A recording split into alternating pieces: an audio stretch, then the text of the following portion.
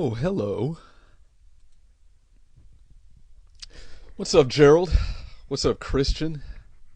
What's up, Matthew Schoen? How y'all doing? I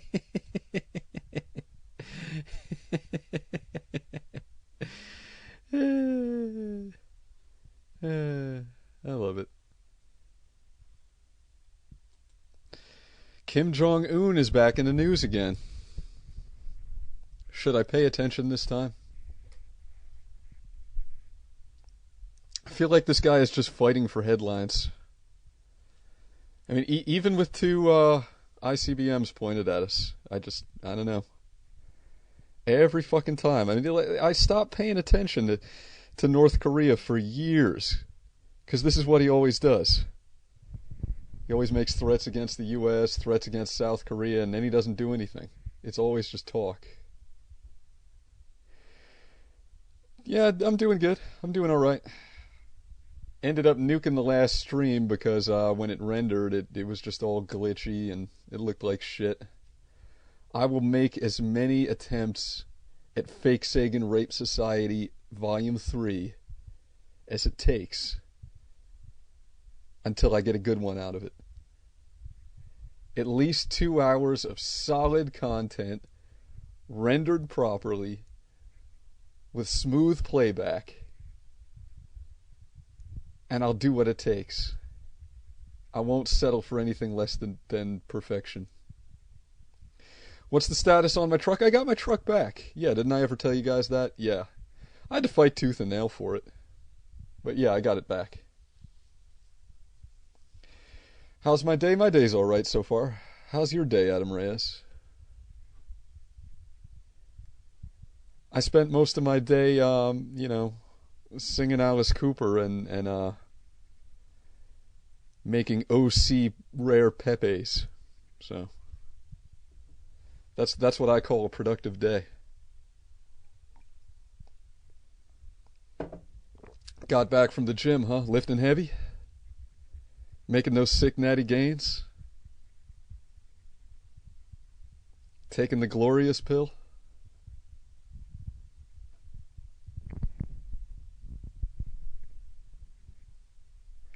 Badlands National Park tweets are down, FYI. Hey Sagan, what are you talking about there, F417H? What are the Badlands National Park tweets? Fill me in. Sexy, fill me in.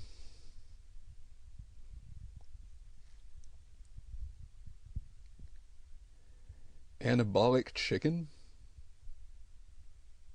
It's all anabolic chicken, isn't it? They use steroids in the factory farms.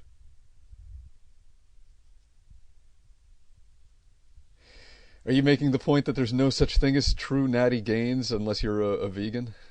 Because you're getting some steroids through your food? Because if you are, I'm with it. I hear you.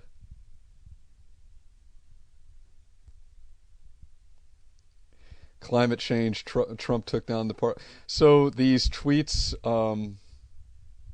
had to do with climate change? This must be breaking news, because I've been watching Trump videos all day, and I didn't hear about this.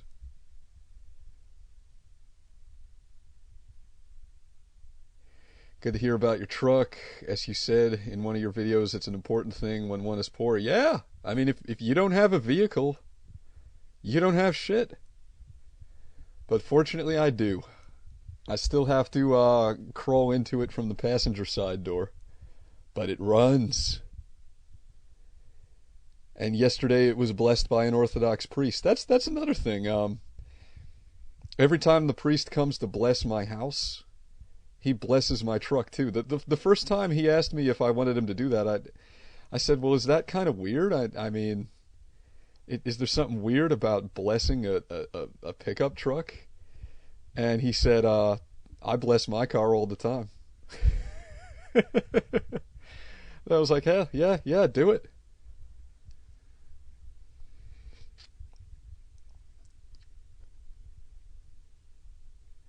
Hey, Fakey, are you still doing Golden One's no fap challenge? No, I failed. I failed on that one. I fapped. I broke the seal. It's too late, and I'm not gonna start over. I didn't have the strength. I made it about a week. I made it about a week without fapping, and then you know, I had to do what I had to do. I'm only human. I mean, I'm not like I'm not half. I'm not a demigod. I'm not like a Nordic demigod like the Golden One. I don't have that kind of self-control. I don't have the blood of Odin running through my veins. So, what can I say? I had to do what I had to do.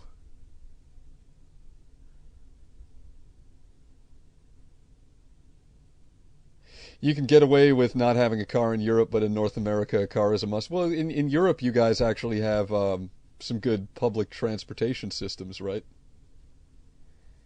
See, we have that here, but it's just a mess. Um,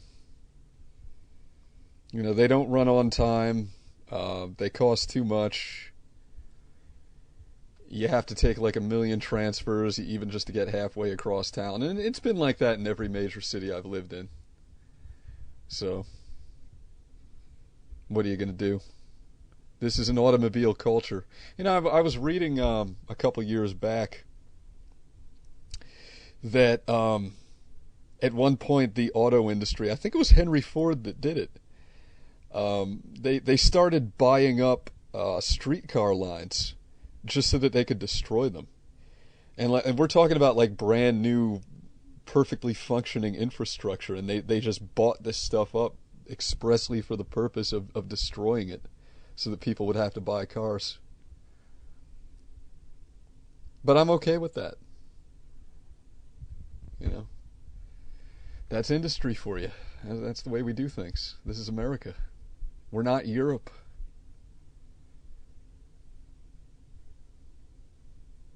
And by the way, European viewers, because this is your live stream right here. That's why I'm doing it during the afternoon, so the Euros would get a chance. I said I was going to do this, and hopefully it'll work this time, if the stream holds out. But by the way, I drive stick. I don't know where you guys got this impression that Americans can't drive a standard transmission, that we're all driving automatics. I drive stick. I never drive anything else but. I fucking hate automatics. Did I notice any benefits on NoFap? No, none whatsoever. I found that I was just really horny all the time, to the point where it was distracting. And I think fapping once in a while is a moral responsibility. Because if you don't hit that release valve, you're just going to be consumed with lustful thoughts all day long. And that's not right. I shouldn't be single-mindedly focused on things like that. So you got to fap. It's just a thing. Rob Kazant says, when was the last time I smoked some weed? It's been a long time. Well, at least by my standards. It's been at least... shit. I want to say over 2 months at this point. I didn't really mark it on the calendar when I smoked my last joint, so I'm not exactly sure how long it's been, but it's been quite a while. And I can't remember my last drink either. I mean, I'm my only vices as far as chemical insult these days are nicotine and caffeine. Lots of caffeine. I'm abusing the fuck out of the generic oldie soda pop. You can get like 12 packs for like $3, and I just go through them in like 2 days.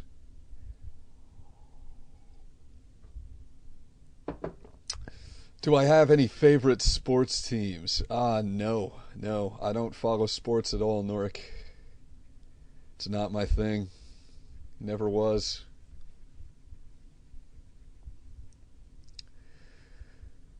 Short Easy Tutorials says Europe is also a lot smaller from city to city, makes transportation easy. Yeah, that's a good point there. We have a lot of land mass here. There is problem in my country, and that problem is transport. It take very, very long because Kazakhstan is big.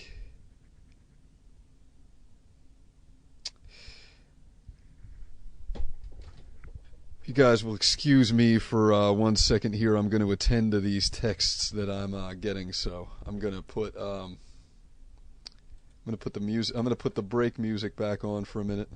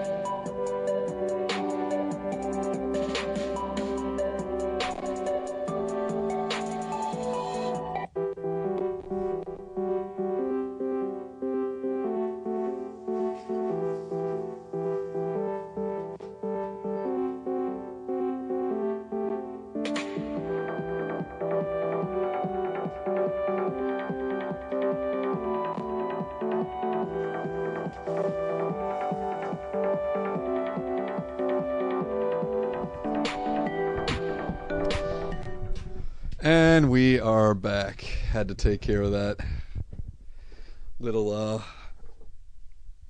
family emergency type situation. Have you ever heard of kratom, Chris? If you like weed, you'll love kratom. And it's an upper. So yeah, I was about to say, like, what does kratom have to do with fucking weed? That's apples and oranges. And it's an upper. So if you feel you need to smoke or drink caffeine all the time, it might be something that you want to look into. Kratom is legal, by the way, more of a nootropic than a narcotic. Well, kratom was legal. If I'm not mistaken, it has been scheduled by the DEA now. You used to be able to get it through the mail, kind of like Salvia divinorum and that other kind of stuff. But unless I'm mistaken, you can't get that anymore. Now, I've never actually burned kratom myself, but I have read extensively about it. Yeah, well, that's Canada. I mean, you guys are a fucking socialist paradise up there. Everything is legal. But yeah, I've read about it. I know that in the country where it's used indigenously, I'm trying to remember where that is. I want to say the Philippines, but I'm not positive. They use it. It's kind of like something that laborers use so they can work and not feel any fatigue or any aches and pains, because it's kind of an analgesic that sort of numbs you. Indonesia. Indonesia. Okay. Yeah. Yeah, I know about it. Honestly, I never really had a desire to try that one, because from the things that I've read about it, I don't know. I've read trip reports and I've read user experiences and people talking about it on the interwebs, and these they seem like they're getting strung out just from a third party observation. Like these people seem like they kind of, I know it's supposedly it's non-addictive or whatever, but they seem to it seems to be very habit forming. I'll put it that way. Mr. Cranky New Metal Order says, Fakesagan, you lost your trucking job because you stabbed TAA. It's karma law. I didn't stab TAA. What are you talking about? And I've already got a new trucking job, so there's your karma, Mr. Cranky New Metal Order. Stuff your karma in a sack, sir. I'm a Christian. I don't believe in that shite. I believe in grace. I can be a total asshole and still get good things. Gerald Legault says, I'm from the US, but this stream is at the perfect time, as I usually either miss the late night stream or can't stay the whole time since I hit the hay at 11. Yeah, I mean, maybe I should start doing them earlier in the day. You know, the reason why I do them at night is it seems like the stream holds up better at night. Like maybe my ISP has too much bandwidth being used during the day. And late at night, maybe there's a little bit more. I don't know. I seem to have better luck with it at night, but I'm crossing my fingers for this one. Sharpie says I drink a fuckload of coffee at work every day. Yeah, I can't drink coffee. You know, I've never. When I was a teenager, I used to drink coffee because it made me feel adult, and I was like, hey, look at me, I'm drinking coffee. I'm a grown-ups. I'm all grown up, and I'm all grown up, and I'm all grown up. But I didn't like it then. I don't like it now. It's too alkaline. It upsets my stomach, and it tastes like shit, and it makes your breath stink. I just don't like it. And my teeth are already yellow enough for one fucking thing, so I don't need to be staining them even more. Hey, what's up, Jesus Freak? How you doing? Lenore Bunny, am I still friends with Ocean? Man, why do people ask me this all the time? It's like everybody's so fixated on me and Ocean Avani. Look, Ocean Avani is my ex-girlfriend. So, yeah, we're on good terms. I do speak to her once in a blue moon, and when I do, it's like, hey, how you doing? How's your life? Yeah, I'm good. This is what's going on with me. And it's one of those kind of conversations. But it's not like we're besties and we text each other all day long. But by the other, by the other side of the coin, there's no animosity either. It's not like if I send her a message, she's going to ignore me and not respond back. So I guess the best way I can answer that question, Lenore, is how often do you talk to your exes? I mean, how often should somebody talk to their ex?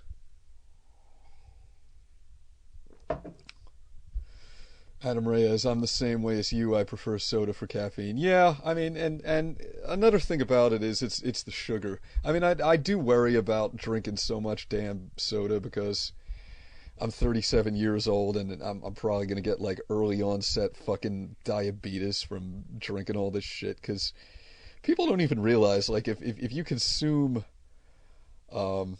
if you consume the equivalent of a 2 liter of soda per day, which I basically do, you know, it's in separate cans. It's in separate 16-ounce cans or however the fuck much they hold. 12 fluid ounces, I guess it would be. You know, but if you're getting the equivalent of a 2 liter, that's like 14 tablespoons of refined sugar per day. So imagine just sitting there with a bag of fucking like diamond sugar or whatever, and just, you know, spooning 14 fucking heaping scoops into your pie hole. You know, is it any wonder that diabetes is at epidemic levels in this country? And it's not like I'm overly concerned about that because I'm not that old or anything, but this is where you start, you know, it's like if you abuse your endocrine system at this stage in the game, that's what causes it to kind of come out later in life. So I'm looking into other ways of delivering my caffeine. Like maybe I'm gonna get into drinking yerba mate or fucking tea or something like that. You know, honestly, tea buzzes me more than anything else. I can slug down a NOS energy drink. I can slug down a Monster. I can slug down a coffee. I mean, I don't enjoy it, but I do drink it on occasion. And none of them get me buzzing as hard as like a mug of tea. Just regular green tea. I don't know why that is, because, you know, I know it should have less caffeine in it. I mean, certainly than an energy drink, but there's some ineffable quality. Like, for some reason, when I drink tea, it gets me buzzing. Lights me up like a fucking Christmas tree. Yeah, Jesus Freak. Yeah, that job. You know, technically, I mean, the funny thing is, I don't even know if I did lose that job. That company is so uncommunicative.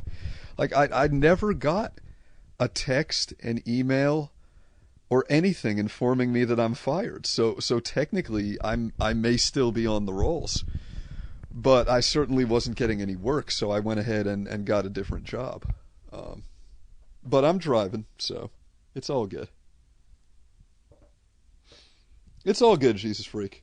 I mean, you know, I am gonna have a tough time making rent this month. I don't know. I've got I've got like a week left to figure it out. So I don't know. We'll see what happens. I guess I should start getting serious about the e-begging.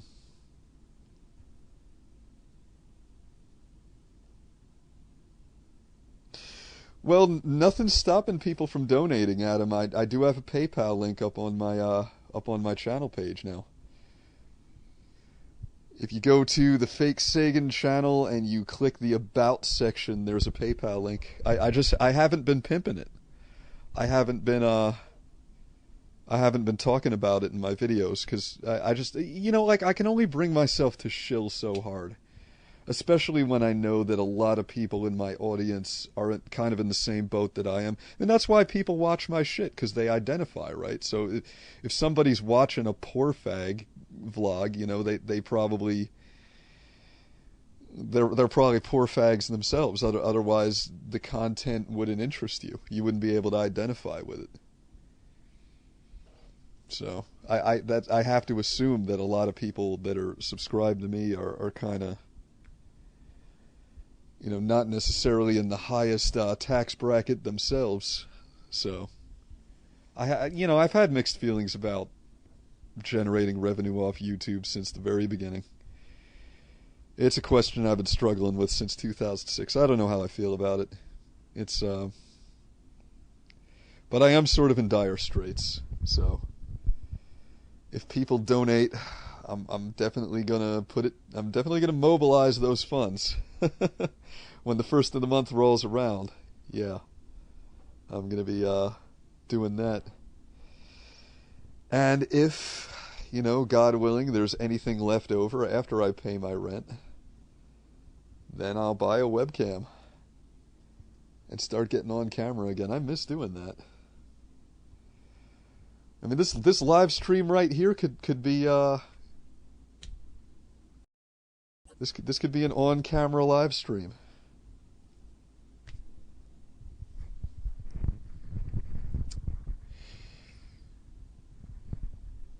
Huh. So, did we just lose the fucking stream? Son of a bitch, am I gonna have to nuke this one too? I hope it just renders as one big thing instead of... Can you guys hear me?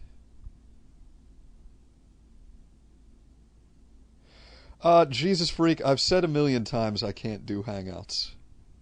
I don't know why people don't listen. I've got an old-ass computer from the late 90s, man. It doesn't... I can't install Google Hangouts. I've tried. I have tried to install Google Hangouts. I can't install Google Hangouts. Accept it. Get over it, please. I mean, maybe you weren't there like every time yeah. I mean, I've said this so many, but people keep on saying, "Oh, do Hangouts, do Hangouts, do Hangouts." Guys, I can't do Hangouts.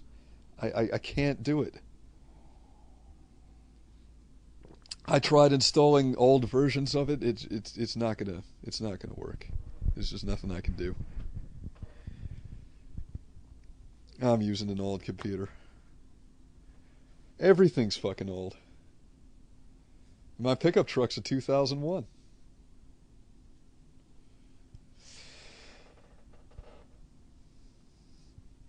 So it is what it is.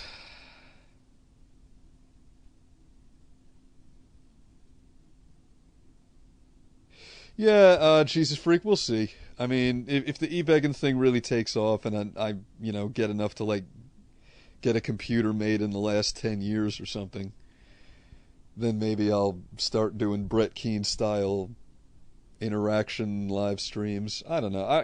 Honestly, I don't see that happening. Because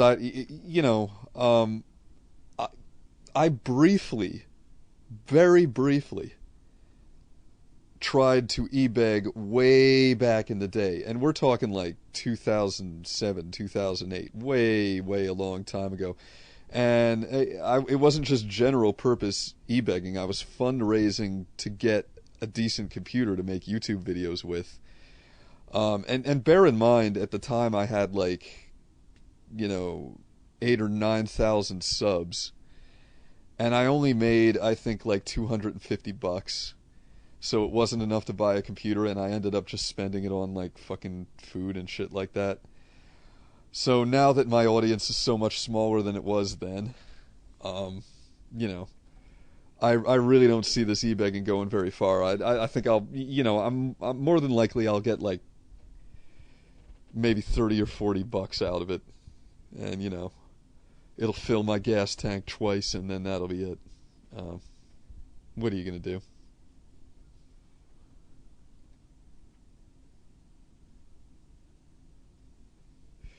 Donating culture, is that a thing, Adam? I can't help but see that as anything other than a good thing, if that's really true, because that means people are becoming more generous than they used to be. It must be the kind of community spirit that only happens when there's a downturn in the economy and people start empathizing more with one another. I hope that's what it is.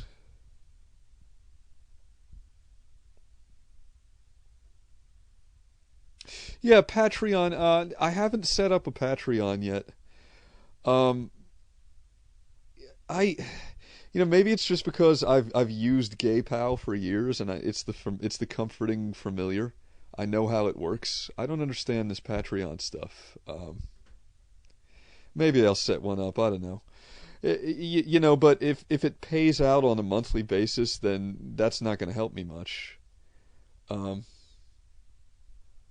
And honestly, if I can't afford to make rent this month, the first thing that's going to go over the side is my computer, because I'm not going to sell my guns. And that's really the only other thing of value I have. So, I'm not gonna end up on the streets or anything, but I may end up off the internet for a while. It is what it is.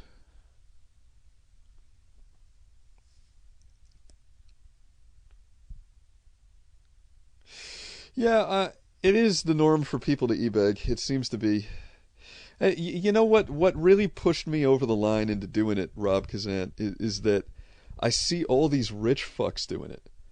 Like I see all these people that from all outward appearances are living like a comfortable middle class lifestyle, and they're just fucking e-begging like crazy. And then I look at my broke ass, like fucking eating macaroni and cheese and like canned beans and shit, and struggling to pay the rent, and I'm like, why do I have ethics? This doesn't make any fucking sense.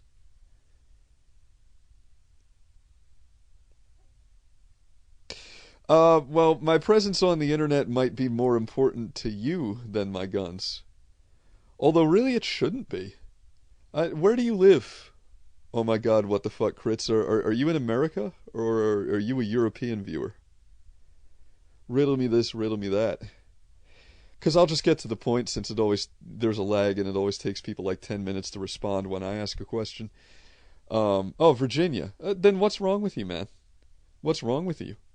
You want a fellow American to be disarmed?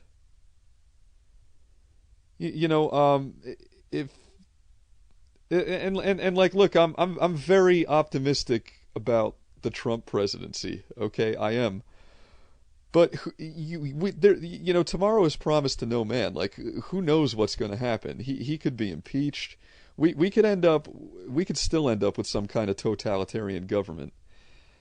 And if that happens, like, I'm your battle buddy. I would be the person that has to fight alongside you. You want me to be using, like, you want me to be fighting with rocks and foul language? Because, I don't know, me personally, like, I've never been too much of an evangelist for Second Amendment issues. Like, I don't go out there and try to convince everybody under the sun to arm up like some gun owners do. There's a lot of people on YouTube doing that. Hey, buy a gun, buy a gun, buy a gun, buy a gun, buy a gun. I don't really do that. But I like the idea of my fellow Americans being armed. And that includes the fucking left. Like, I think it's reprehensible the way some right-wing people in social media are saying, oh, the left is arming up. Oh, the left, they're getting guns now. It's, well, great. Fantastic. You're fucking complaining about that? Because that just means it's going to be less support for fucking Dianne Feinstein and shit like that. This is fucking great. This is like the best thing that could happen. I mean, the worst people on the left have guns already. So, if we could get, like, the more moderate centrists armed up, like, fucking fantastic. Arm them up.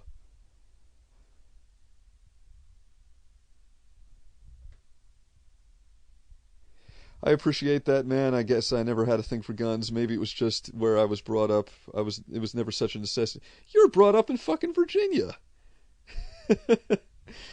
That is definitely a necessity in Virginia. Are you kidding me? But look, here's the thing about selling guns, okay? And it's not that I've never sold a gun. I think I've talked about this before. I might have even talked about this on one of the previous 2 live streams. It's not that I have something against selling guns. I've sold guns, but I only sell them when they suck and I want to sell them anyway, or I'm like upgrading to a better one or something like that. When I got my first gun, I was already broke. I had to save up for a long time to get it. And I realized right away, the temptation to sell this thing is going to be overwhelming. Because let's say there's like another economic downturn, things get even worse. And I'm struggling to keep a roof over my head. I'm struggling to keep myself fed. Then there's going to be those overwhelming temptation to sell my guns. Well, that's. I mean, it's like Saturday night special legislation that forces the gun manufacturers to charge more for firearms than they're actually worth. What's that about? It's about keeping poor people unarmed. I mean, that's one of the ways to disarm the American people is to just make it prohibitively expensive. So the thing is, like, if I ever hit the skids, if things ever get real bad for me, my guns are going to be the last thing to go. I'll fucking sell my vehicle before that. I'll sell fucking blood before I sell a gun. Because if things get bad enough and I can't put food in my mouth, then guess what? I've got a fucking gun. If you know what I'm saying.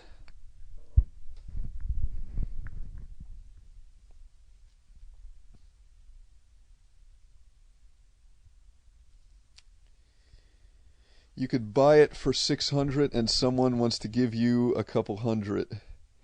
Yeah, that's the thing. I mean, guns are good investments. They appreciate in value, but you gotta wait. You gotta wait years and years before the value goes up. If you just buy a gun and then turn it around and flip it the next day, you won't even break even. And that's another thing.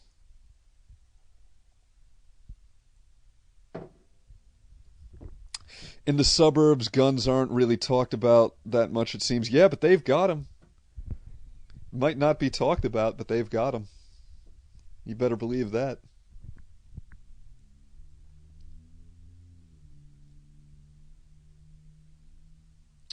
I just, I really, I'm not even somebody who denies that Second Amendment rights are an emotional issue.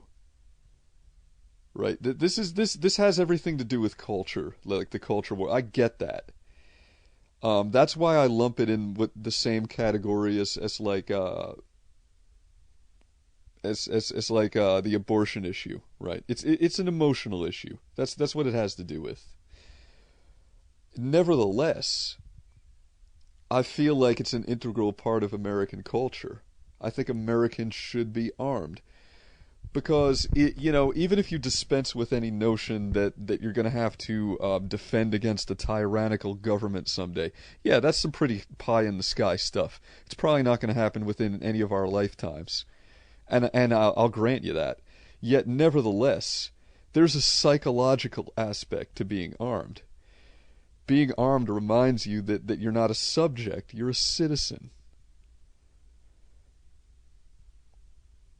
And I think that when people approach civic life from that standpoint, they make better decisions at the polls. They I'll put it this way: self-esteem is an important thing for civic life. You don't want your fellow Americans feeling like they're slaves, because if they feel like they're slaves, they're going to act like they're slaves. They're going to vote like they're slaves, and then they really will be slaves.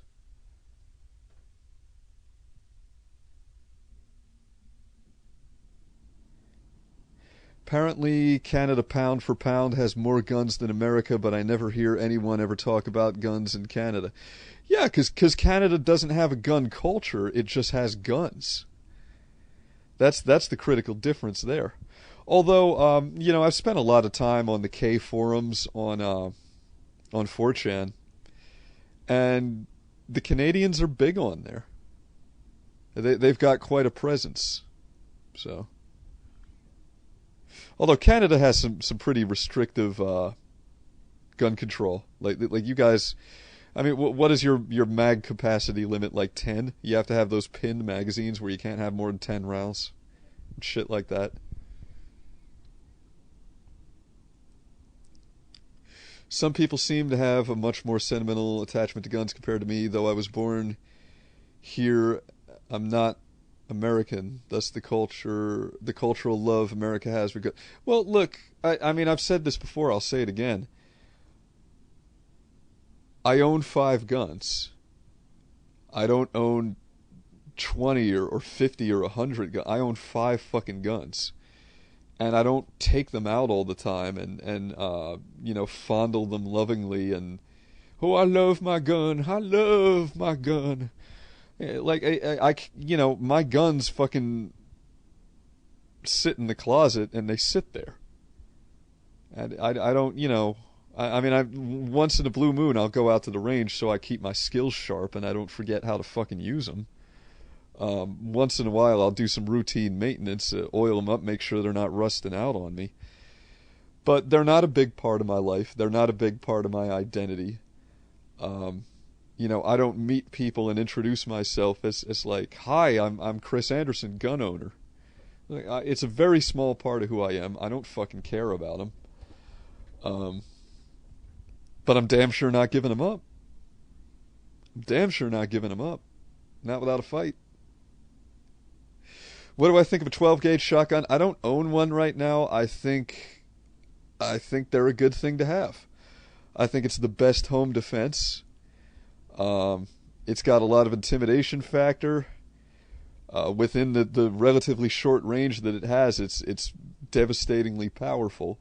And yet it won't overpenetrate, go through your wall, and kill your neighbor's kid. And on top of that, if you were to ever have to whack a motherfucker, guess what? You can't do a ballistics investigation on buckshot. There's no rifling grooves on it like there are on a bullet. There's a lot to be said for having a good Mossberg. That's for damn sure. But like I said, I don't have a shotgun right now. I had a Mossberg 500 and I sold it. Because honestly, I got it for hunting, and I went out and tried to hunt a couple of times. So I was living in North Carolina at the time, and there's a lot of wild deer up there. But I sat around in the woods, just smoking joints and fucking freezing my ass off, bored off my tits. and I didn't catch a damn thing. And then after a while, I was like, man, fuck this shotgun. What? I don't need this. I've got a 9, I've got my AK. Like, what the fuck do I really need this for? You know? So I got rid of it.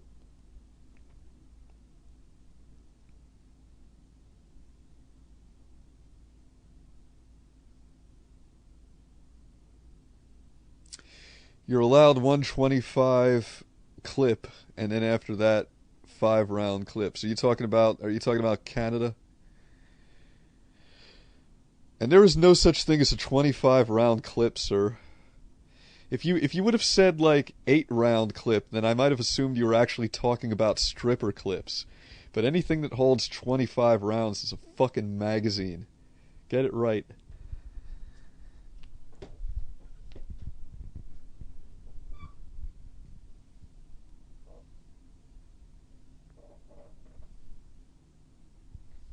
What about Uzis and rocket launchers? Kirk 99?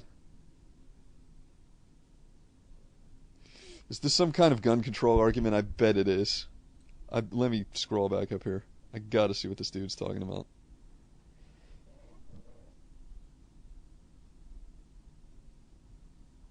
You always thought I was a privately educated rich kid, Kirk? For real?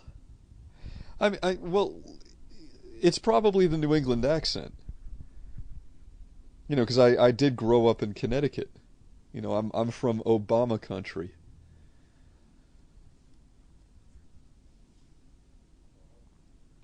Yes, I'm aware he was born in fucking Hawaii, but I mean, the guy's got a thick ass New England accent.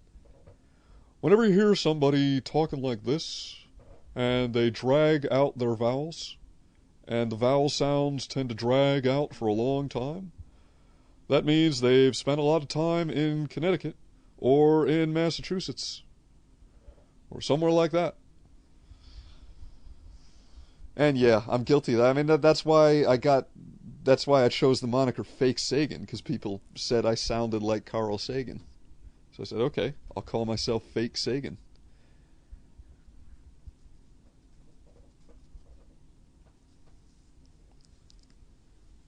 How often per year do you have to clean, maintain a gun? Depends on how often you shoot.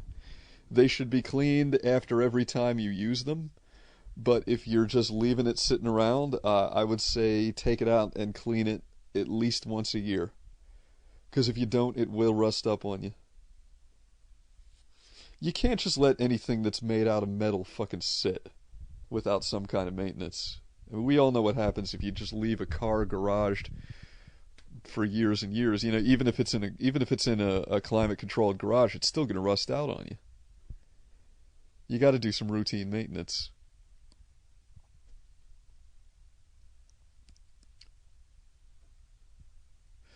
Spent some time overseas where they have a bunch of World War II era Kalashnikovs. And those are the coolest things. Older than my dad and apparently still functioning. Oh, an AK'll never quit. When I hold an AK in my hand, I get feels I can't understand, man. It's like pop pop, like chop chop. This shit just never jams. She does what I demand.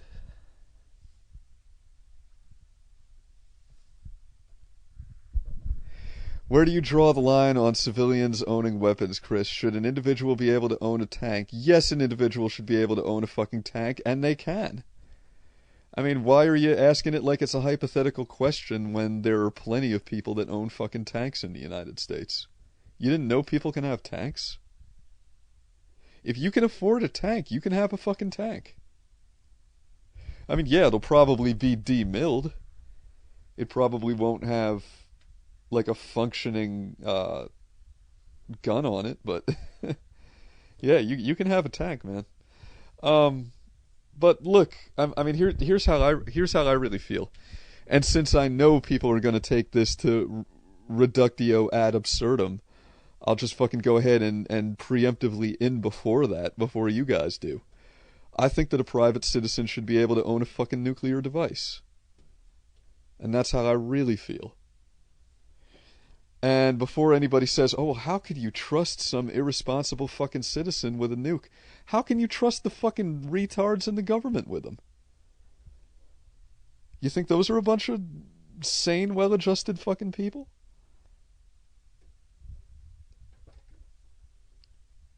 I mean, we've got the sword of Damocles hanging over our fucking heads anyway, so you might as well be democratic about it. That's how I feel.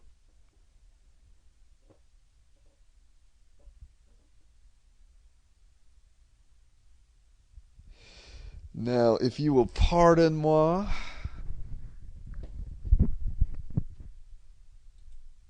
I'm gonna go smoke, and by smoke I mean vape. I just don't like saying vape. I'll be right back.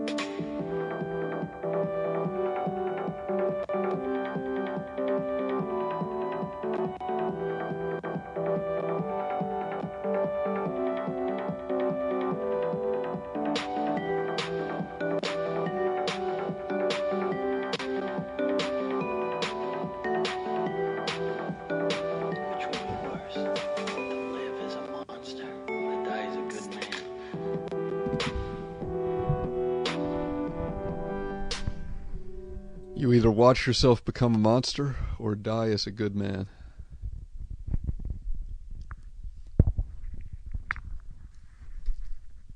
I'll exchange my H-bomb for a neutron bomb, please. No, it'll be for a ham sandwich. Like weapons buyback programs. I love that they're making like 3D printer designs for like cheap guns that you can just crank out. So when states do these weapons buybacks, you can just go with like 15 cheaply made guns and get like the mandatory $100 per or whatever they give out.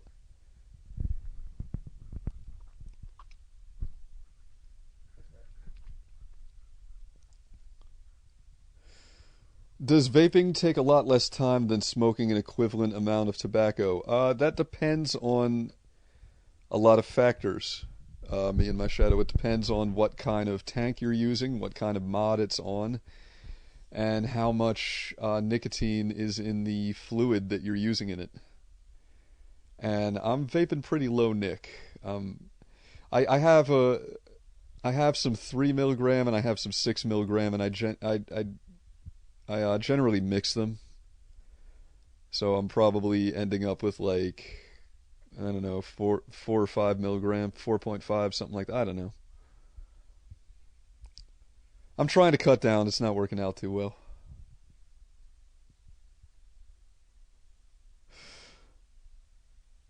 Yeah, I never set up a Patreon. Maybe I'll set one up tonight. I know people seem to be really into the Patreon thing. I've got a PayPal donation link on my channel. How's it going with the rig gig? That other trucking job that I made videos about, I seem to have lost that job. Although, like I'll say again, I'm not sure. Um, the company's uncommunicative. They haven't sent me anything saying I'm fired, so I might still be on the roll as an employee, but they're not.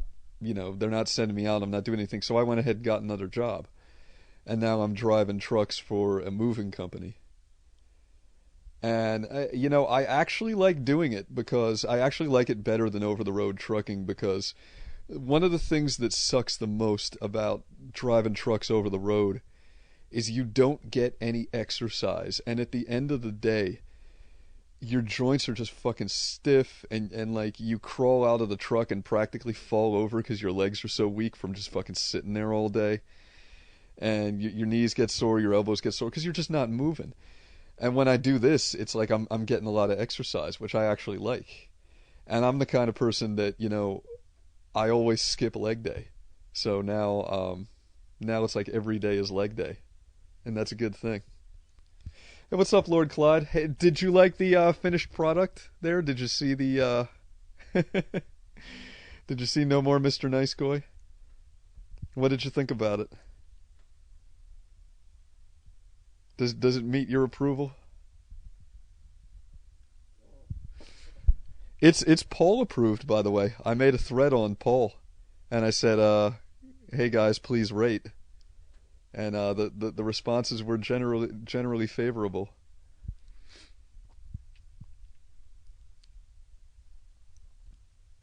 Oh well, you can check it out at some point, and it's not going anywhere.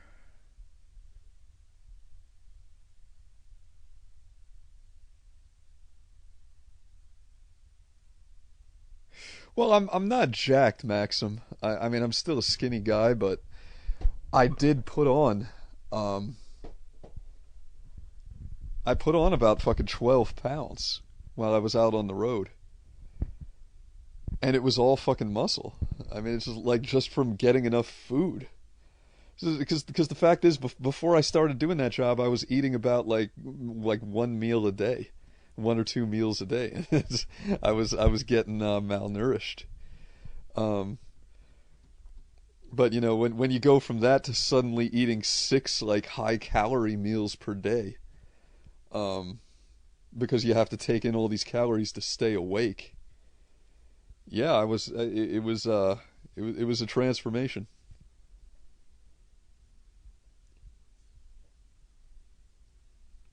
How do I feel about the Keystone XL decision and ExxonMobil's CEO choice for Secretary of the State? Um, Look, I'm happy about Tillerson, and the reason I'm happy about Tillerson is that he has good relations with the Kremlin, and I think that improving relations, improving U.S. Russian relations, is more like pun not intended. It trumps other issues. It's just too important because keeping us out of war is my first priority. If whatever else you're worried about, the environment, climate change, so forth and so on, that all takes a back seat to not getting nuked, in my opinion. Um, so I'm pretty happy about Tillerson. How do I feel about like the Dakota pipeline and shit like that? I mean, I have mixed feelings about it. It's going to be a great thing when we're not dependent on Middle Eastern oil anymore, especially considering how much the Saudis are fucking starting to infiltrate our government with their money. Because, when I found out that they were the number one donator to the Clinton Foundation, that was kind of a wake-up call for me. I wouldn't have really assumed that until it came to light. And then I was like, holy shit, that's fucking scary. I mean, that's more influence than APAC has. That's crazy.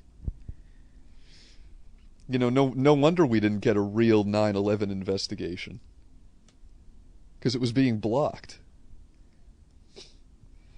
Um, Yet, nevertheless, um, there's going to be consequences that go along with this. There's going to be environmental consequences here in the U.S. There's going to be eminent domain issues and shit like that. It's a mixed bag. It's a mixed bag. How credible are the conspiracies about Jews? What is your opinion? What is, in your opinion, valid, and what is nut jobbery? Well, I made an hour-long video entitled "The Jewish Question," Adam Reyes. It's one of the first videos that I put up on my new channel. I think it's like the third video on the list.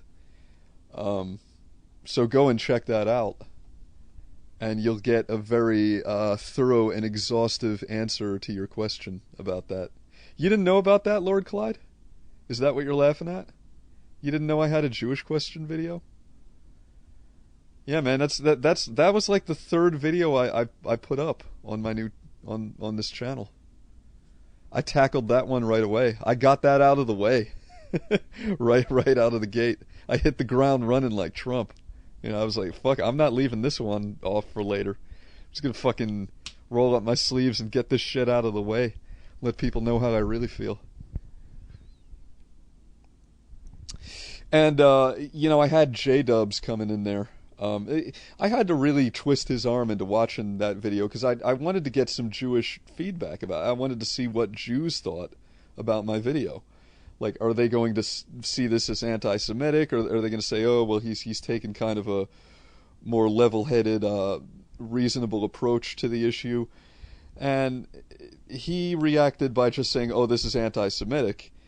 And you'll see it in the comments if you go and look on that video. And then I said to him, well, what's anti-Semitic about it? Can you be more specific? And he's just like, oh, it's just anti-Semitic. I just think it's anti-Semitic. And I'm like, okay, well, why? Like, why? What is it what specifically is anti-Semitic about it? Oh, yeah, because it just is. I'm like, well, fuck you then. You're just being a Jew. You're just being a sneaky Jew, sir. Oy vey, it's like another Shoah. You're acknowledging the fact that we exist and we have influence in the global economy. Oy vey. That's supposed to be a secret, goy. I'm a 6 gorillion, oy vey. Perhaps another Adolf Hitler you are, oy. Yeah, so I mean that's the best I can get from these guys. Like I can't get a Jew on YouTube to actually engage me in like a meaningful fucking debate about this stuff. All they want to do is just cry racism and walk away from the table. So, okay, so be it.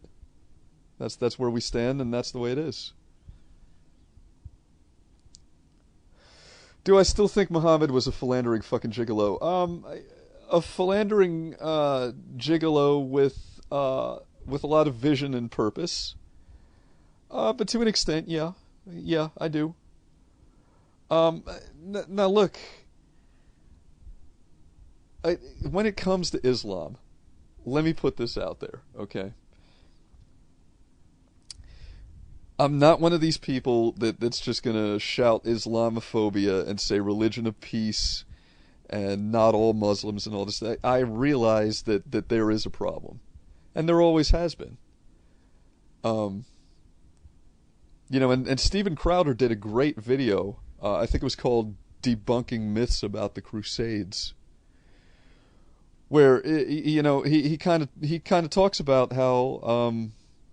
the Crusades were backlash, not an aggressive move. And that's true, because I've studied a lot about the history of Crusades, and people don't know about Charles Martel and shit like that. However, at the same time, I do want to say this, and the alt-right people in the audience can roll their eyes and they can fucking say whatever the fuck they want. I don't care. Islam has contributed a lot of good to the world we live in.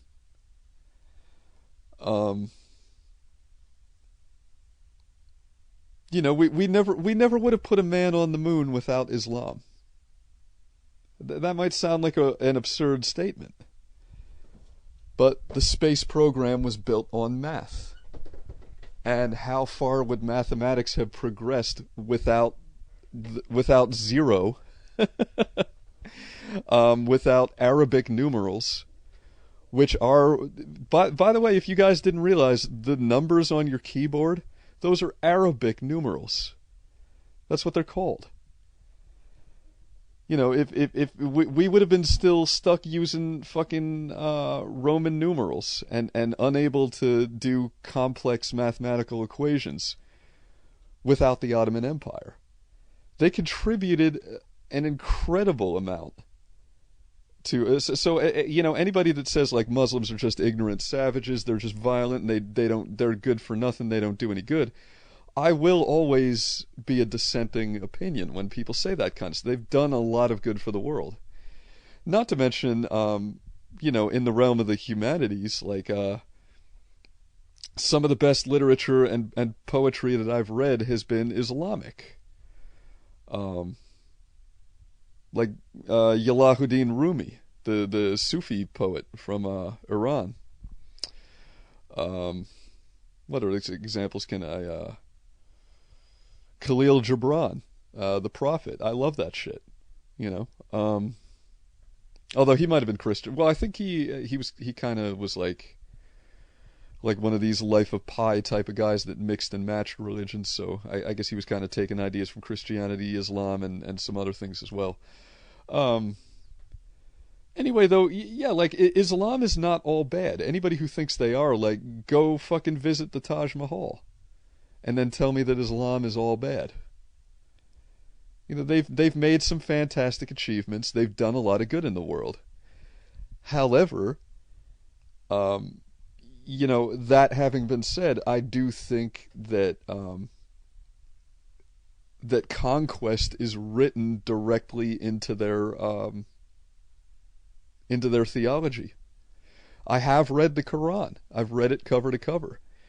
And it's, I mean, you know, anybody who thinks that Islam is just a fluffy, innocent religion, I mean, read that book. It says right in there, you know, kill the infidels wherever you find them. It says, like, never trust the Jew. You know, maybe not the worst advice. You know, there's a lot. It says beat your wife. You know, if your wife disobeys you, first banish her from your bed, and if that still doesn't work, then beat her. So, and there's no question of these things being allegorical or not meant to be taken literally. There's no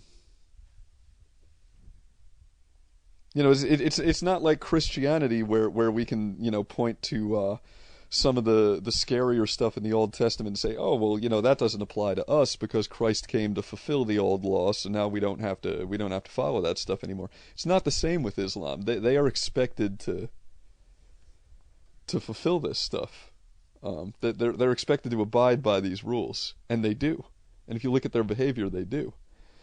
So Islam is a mixed bag. I mean, Islam would be great if the entire world was Muslim. Then we wouldn't have a problem. And I'm sure they feel the same way, and they would say the same thing. If the entire global population was entirely Muslim, there would be no Islam problem. But as long as there are any holdouts left, then yeah, Islam is going to be a problem. Because they're going to settle for nothing less than 100% saturation. They're going to settle for nothing less than total conquest. They have to spread their faith at the point of a sword. That's their religious obligation.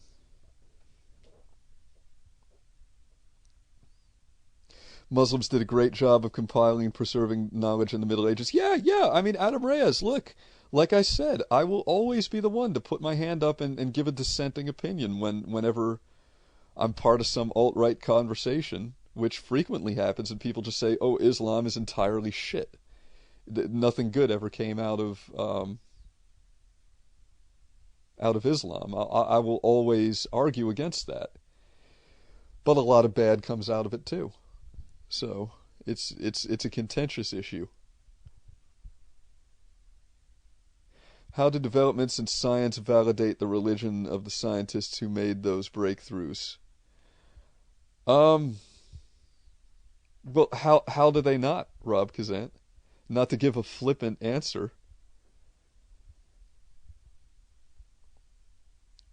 I mean, can you really divorce benefits from the source that they were derived from?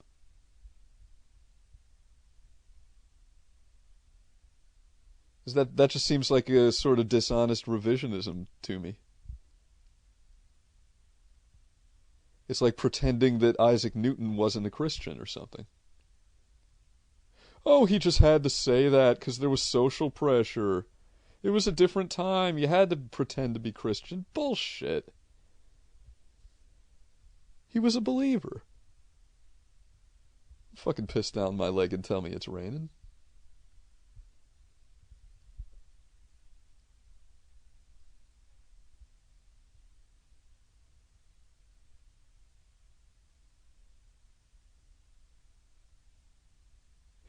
Yeah, the Shia and Sunni thing, yeah. I mean, I guess that's not going to go away anytime soon.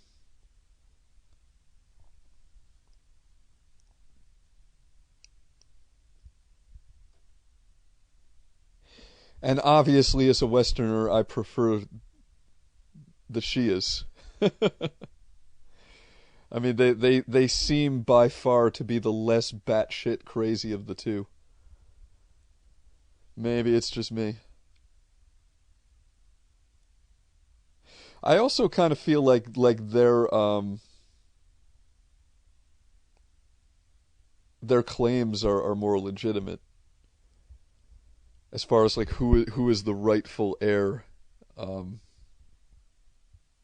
Muhammad. I feel like the Shias have the stronger theological argument than the Sunnis do. That's just me.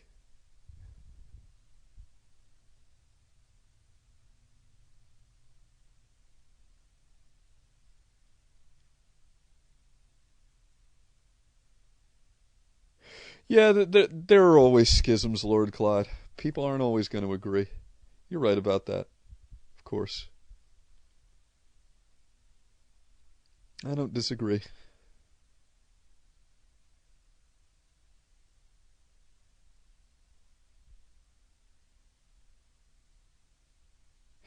Adam Reyes, that that was such a wake-up call for me. Was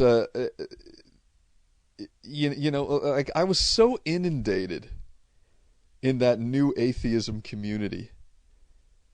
Because I mean I'm one of the people can't take it away from me. I'm one of the old school guys in fucking YouTube atheism. I was kicking it with like Pat Condell and fucking Soldier in God's Army and shit like that. And I knew these guys. I mean, back in the day, Thunderfoot wasn't too big to talk to me. I knew all these fucking dudes. And the thing that I found is that they practice just as much exclusion. The thinking is every bit as rigid and dogmatic. It's like a religion in every way, shape, and form. And that was when I eventually came to the conclusion this is essentially state religion. It's Marxism. Because if you look at some of the things that Stalin and Mao said about religion, like how religion is poison and this and that, and it's like listening to Christopher Hitchens.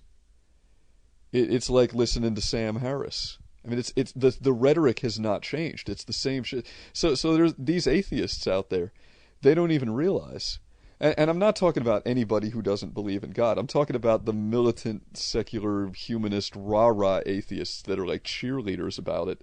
And they make it like their personality to be an atheist. Not just somebody who lacks belief, but somebody who, is, I guess, more of an anti-theist. These people are Marxists, and they don't even realize that they're Marxist. And that's just fucking ignorance. It really comes down to ignorance. Like, they don't know history. They don't know politics. They don't know political. They don't know what they are. I remember calling Healthy Addict a cult member. I remember calling Azranak a cult member. I called all of those guys out on being fucking cultists. I mean, the groupthink was just unbelievable.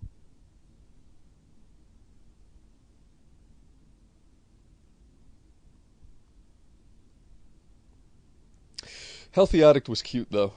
I gotta give her that.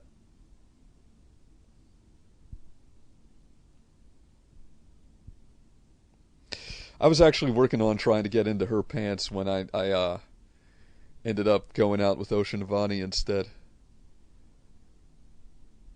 So then it was like, okay. Alright, I'm good.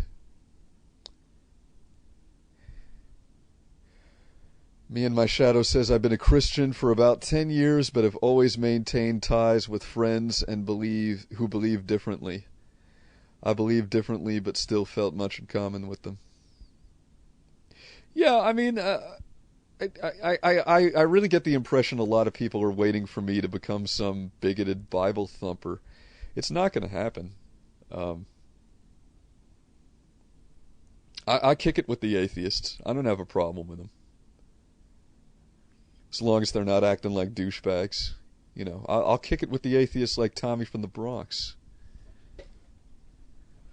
But not these guys that are douchebags about it like fucking Armored Skeptic and fucking atheism is unstoppable and these fucking shitheads.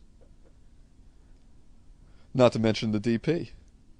Even though they don't talk about atheism anymore, they're still, you know, every bit as smug and condescending as a militant secular humanist should be.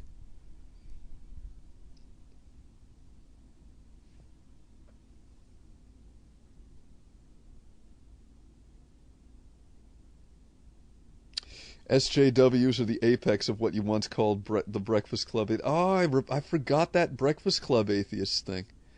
I forgot all about that. I had forgotten the shit bees thing too until Virtual Holocaust reminded me of that. Man, I came up with a lot of clever stuff back in the day.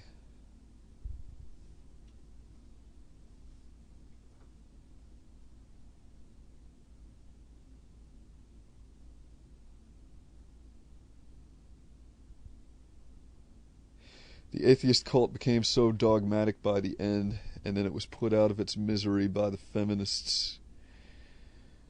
Well, how do you mean put out of its misery by the feminists?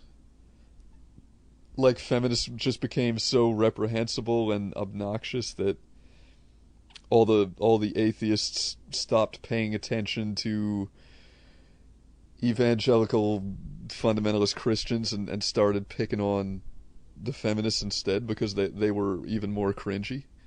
Because that's kind of how I see it. That's essentially what happened.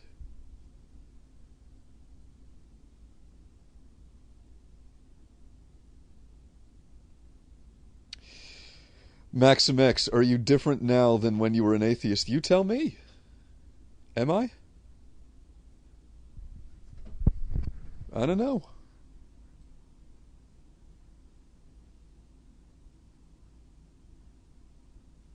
I'm certainly older.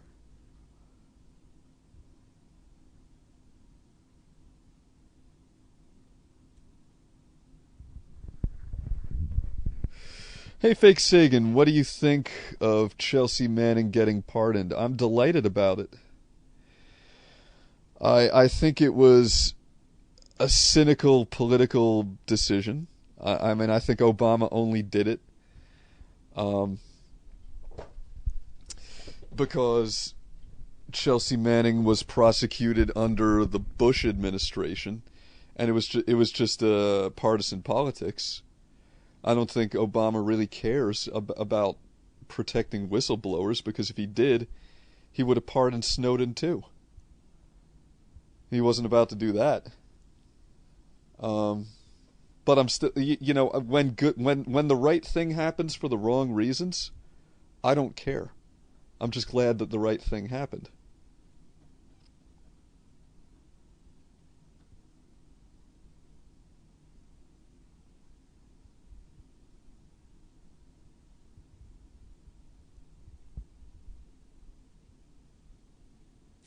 Is Metabob still here? Metabob is still here, yeah. I don't know if he makes videos anymore, but I do know that his channel is still up.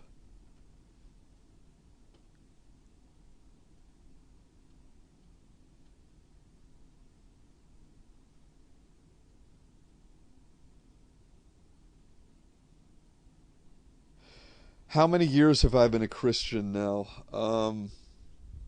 One. 1 year. Well, 1 year and change. We're coming up on 2 years.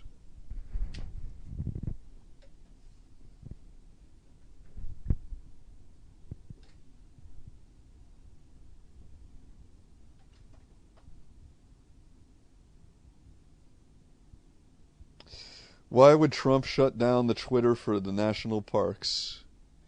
Are you still on this fucking kick? F417H. You've been talking about this for the whole session. Look, I believe that climate change is occurring, but I really question to what degree it's anthropogenic climate change. Let me put it that way. And to be perfectly honest, even if it is, I still think that the we're going to have to find a better solution than carbon taxes.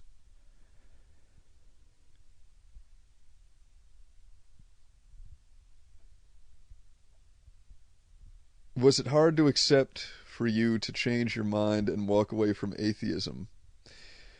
Was it a long transition period? I missed all the videos on your old channel. No, it wasn't hard for me to walk away from not believing in something. Atheism was never as much of... I mean, and like the reason why it wasn't hard, Maxim, is that atheism was not my religion, like it was for a lot of these other YouTube atheists. Who I were always calling out for being cultists for precisely that reason. Now, if I had been one of these guys, then I would have gone through a very rough transition. It would have been like losing my faith. But for me, it was never about that. You know, I just got into religious debates because I was an asshole, and I liked arguing with people, and I still do. But now I've just found a different paradigm to do that in. Am I a conservative now? If so, what's my favorite Fox News show? I wouldn't describe myself as a conservative. I would describe myself more as a traditionalist. And I don't have a favorite Fox News show. Although I do think that of the mainstream U.S. media, Fox News is probably the least worst. I'll put it that way. And that doesn't mean that they still aren't a bunch of fucking liars, because they are. Saying that they're the least worst is not saying much.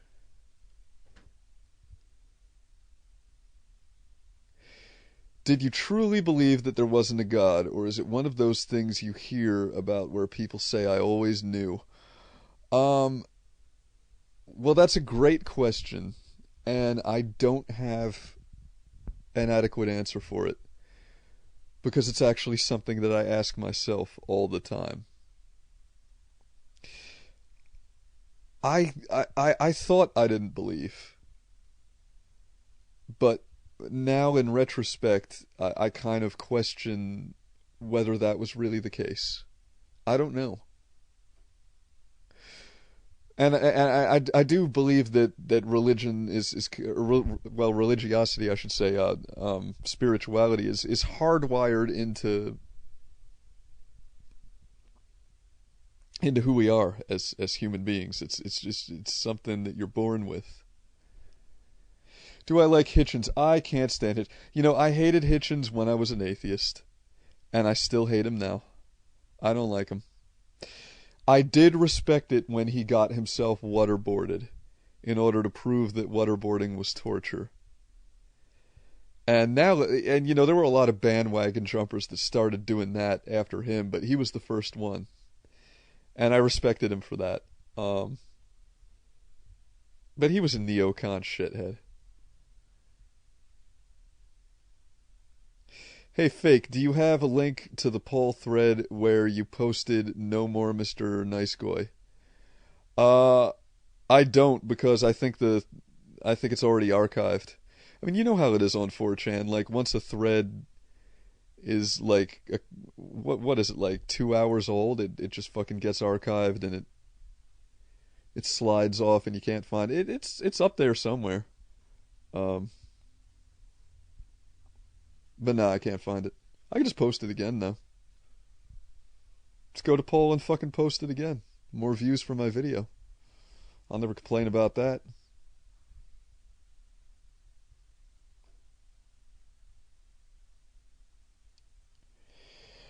Uh, do you oppose miscegenation? I oppose the word because I've never known how to pronounce it. I see it on poll all the time. Yeah, I don't have a problem with race mixing necessarily. I will admit that when I see like a biracial couple and it's a white woman with a black man, it triggers me. It triggers me.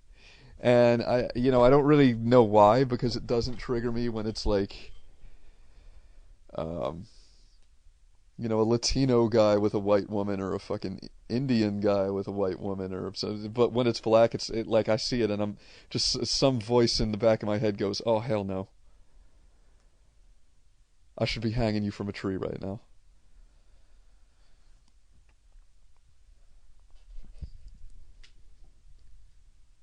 It's emotional shit. I don't know.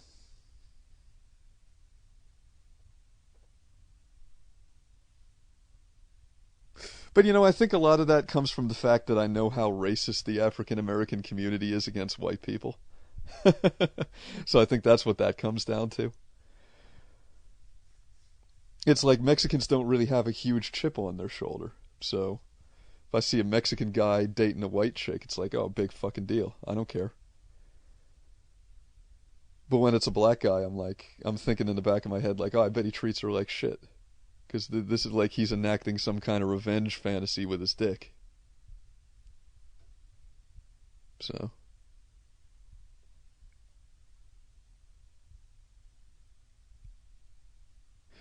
There's something that has been driving me nuts. Years ago, you used the cover of Woo-Ha. Who did it? Oh, man. Yeah, yeah. You were not the first person to ask me about that. Tommy from the Bronx very recently asked me if there are any mirrors up anywhere of the Woo-Ha video. And I don't believe there are. I don't even think Zarash has it. Which is a fucking shame because I think I spent like 10 hours editing that fucking video. That was one of my YouTube masterpieces. And I think it's gone. I think it belongs to the ages now. There's I don't think there are any extant versions of it left. Yeah, Tommy, we all do. I mean, I would love to have a copy of that video. It's gone. I can't even remember what the title of that video was.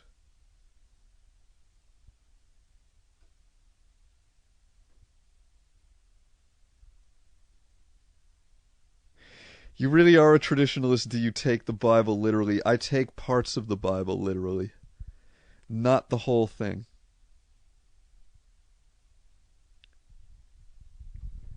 Do I still like Gigi Allen? Of course I still like Gigi Allen. What could you possibly conceive that would ever happen to me? What change, what transformation could I ever go through that would make me stop liking fucking Gigi Allen? You're out of your mind. That will never happen. Gigi Allen is one of these people, like, I think I remember reading somewhere, I was reading a compilation of the works of the Marquis de Sade, and some philosopher, I can't remember who it was, I think it was one of the French existentialists, they referred to Desaad as the freest human being who ever lived. I kind of see G.G. Allen that way. I think G.G. Allen was the freest human being who ever lived. He's just a guy who was born without any fucks to give. And he lived his way.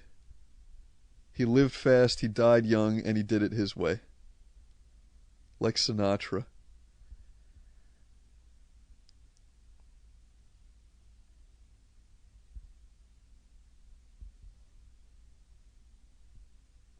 And it's funny you bring that up because just the other day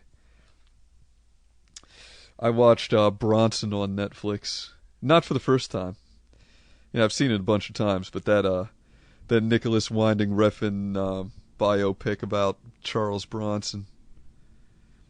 And of course I'm talking about the British inmate, not the American action movie star. You seem happier as a Christian. I am. I'm much happier as a fucking Christian. Are you kidding me? I don't live in a cold, empty, meaningless universe anymore.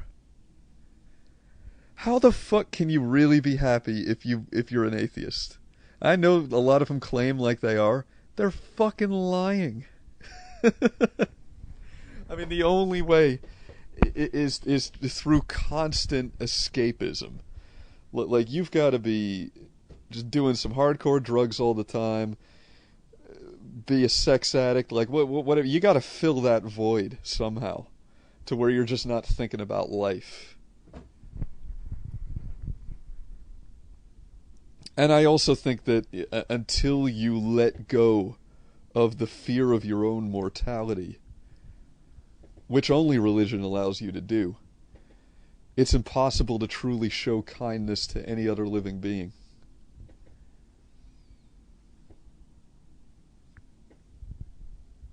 Neon Demon. Oh, what's the premise on that one, Short Easy? Can you give me a Cliff's Notes? No spoilers though.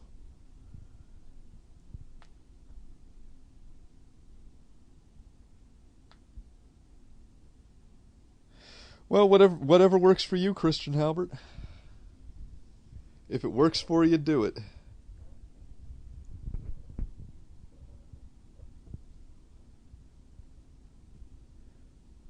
My arguments make no sense. Well, you can't even spell sense.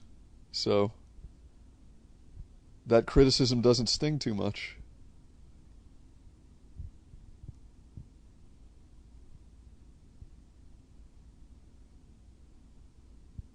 Oh, spirituality. Spirituality is such a fucking empty term.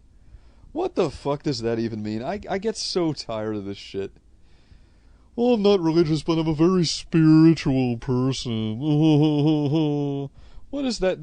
That is a fucking non-word. It means nothing. If you ask somebody to define it, they sit there and fucking shuffle their feet.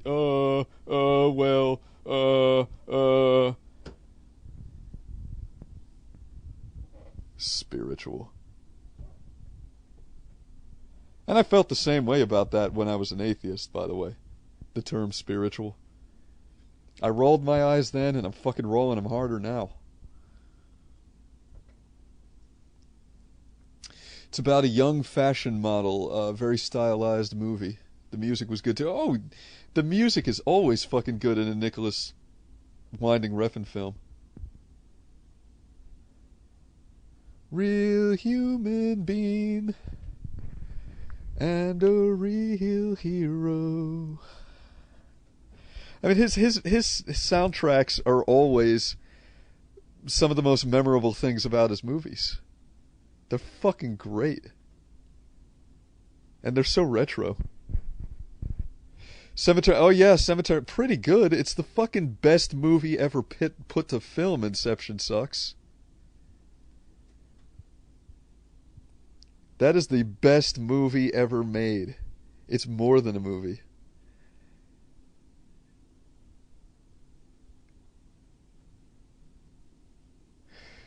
Do I have any advice for a late 20s bachelor with no direction?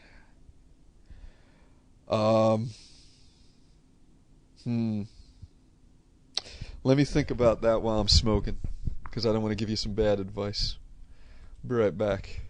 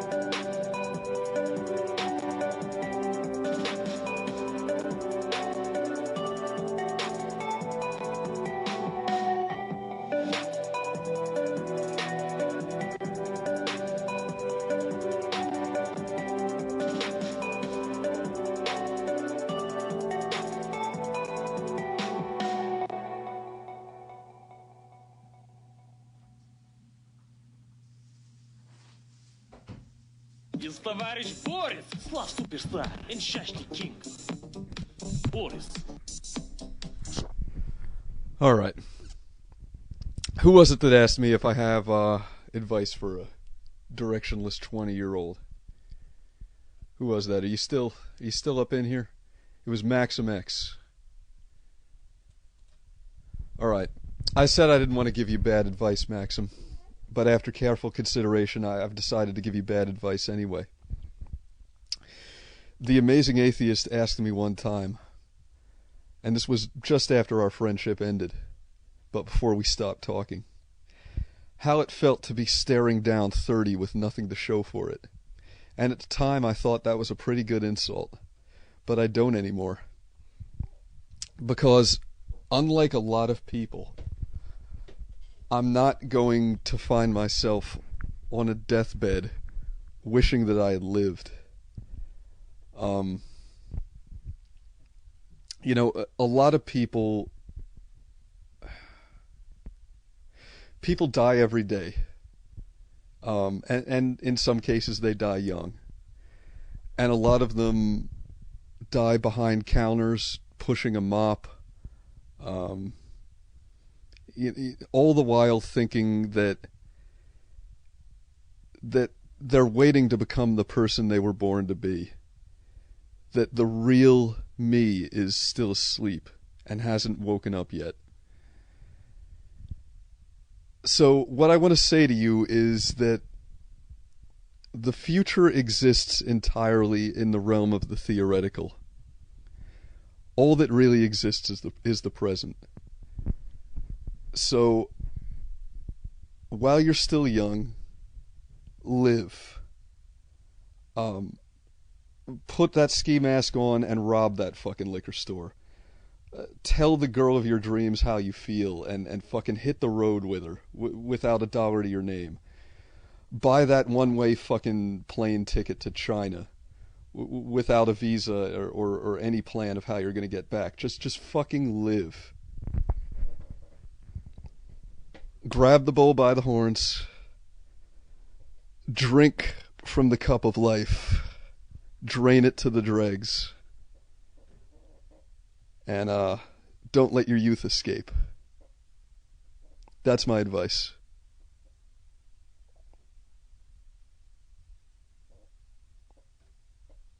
Or you can take Christian Halbert's advice.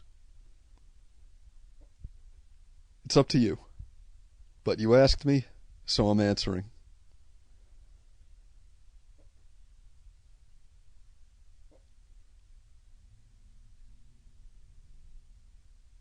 I do not have a philosophy degree, elite mathlete. I majored in philosophy with a minor in English, and I completed 2 years, and then I dropped out.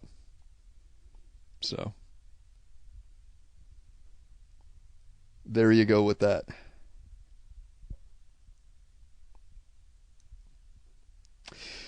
So Short Easy Tutorial says, I moved to a different country 2 years ago with no plans. And do you regret that decision, Short Easy? Because, I'm trying to remember who it was. I think it was Gore Vidal, who I'm not a big fan of. I actually kind of despise Gore Vidal, but he had a great quote where he said, we don't regret the things that we've done. We regret the things that we haven't done. And I think he was right about that. You're only going to be young once. And life isn't long.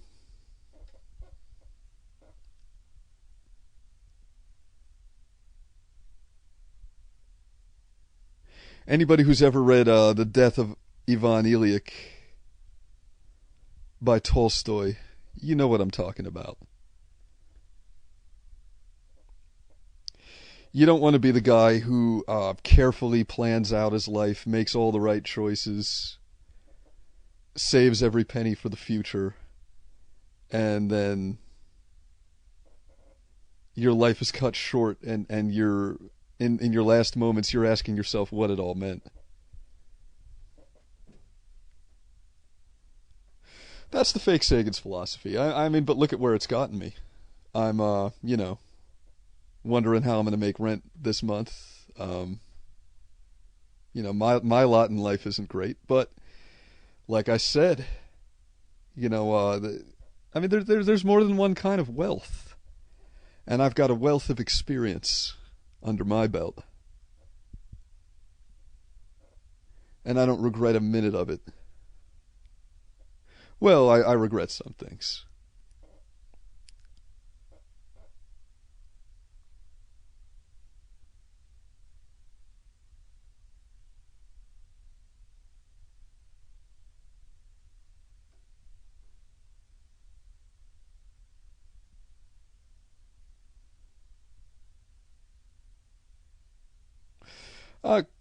Christian Halbert. Rob a liquor store and get 10 years in prison and have your life fucked. Do you really think I was literally telling him to rob a liquor store? We don't have to take everything literally, do we? I think he understood what I meant. What I was telling him is not to be afraid to make bad decisions. The only thing you should really be afraid of is not making decisions, of indecision, of being afraid to act.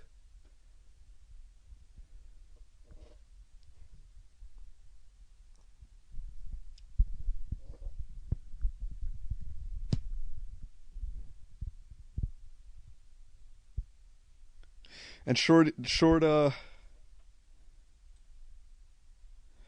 easy tutorial says it turned out great. So there you go.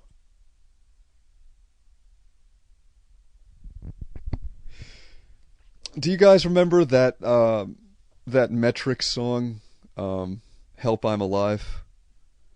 It's like, "Help I'm alive, my heart is beating like a hammer. Hard to be soft, tough to be tender." Yeah, well, you know what that song's about? She wrote that song because in her early 20s, she moved to Buenos Aires with barely $1 in her pocket and unable to speak a word of Spanish. And everything, like that whole song is about, I tremble, they're going to eat me alive. If I stumble, they're going to eat me alive. It's a song about being afraid, being in a strange place with no support network.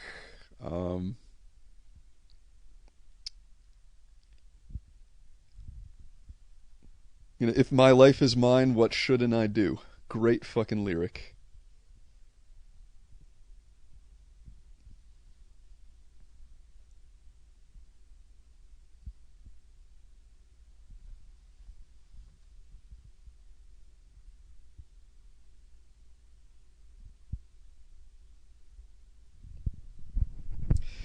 Christian, I think you're ready for a timeout. And it's not because of what you're saying, it's because of how much you're saying it.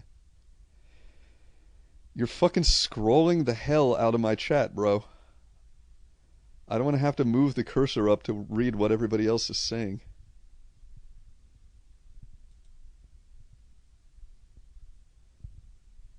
Consolidate.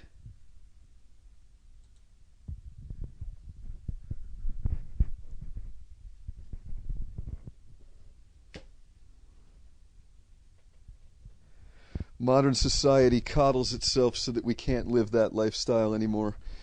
Well, it's more difficult to live that lifestyle, but not impossible. You know what's one great thing about the United States of America? Nobody dies of starvation here.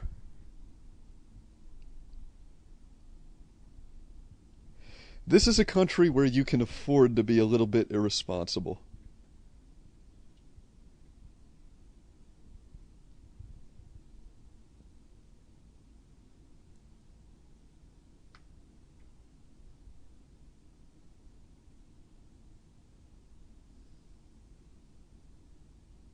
Thanks to you, I've been listening to Typo Negative. What's your, you got a favorite song, Snakebit?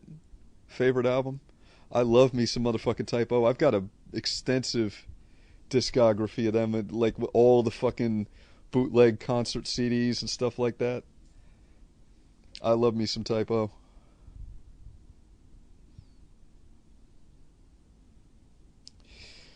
Inception sucks. Do you have any other good movie recommendations? Well, give me a genre. Like, give me somewhere to... Because I'm a big movie nerd. I watch a shit ton of movies, man. You gotta... What are you in the mood for? I know you're fucking someone... I love that fucking song. You had cum on your face and cum on your breath, and so did that diaphragm before you left. I know you're fucking someone else.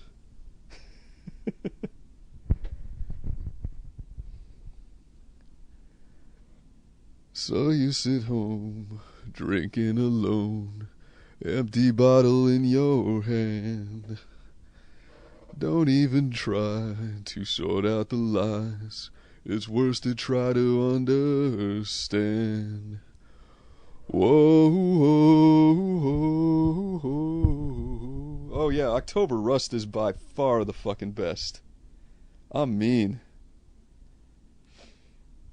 Yeah, we agree on that. What's my favorite chick flick or romantic comedy? Okay, great. Yeah, my favorite chick flick, I think. That's a tough one because I actually do like a lot of fucking chick flicks. I think my favorite one is probably Meet Joe Black with Brad Pitt and Anthony Hopkins. It's a great fucking movie, and it's based on a Neil Gaiman comic, which makes it even better. But let me think. I mean, I can name and romantic comedies. Romantic comedy. Let me think. The original Meet the Parents was pretty fucking good. I'm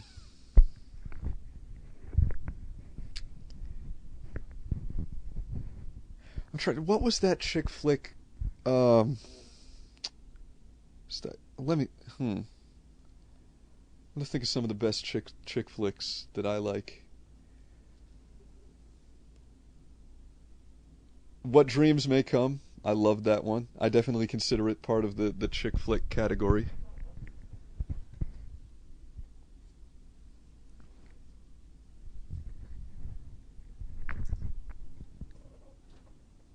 Trainspotting 2. What's your thoughts on the new Trainspotting? I haven't seen Trainspotting 2. I love the original. Ghost World is kind of a chick flick. Yeah, I liked Ghost World. It was okay. It was alright. It was a decent one.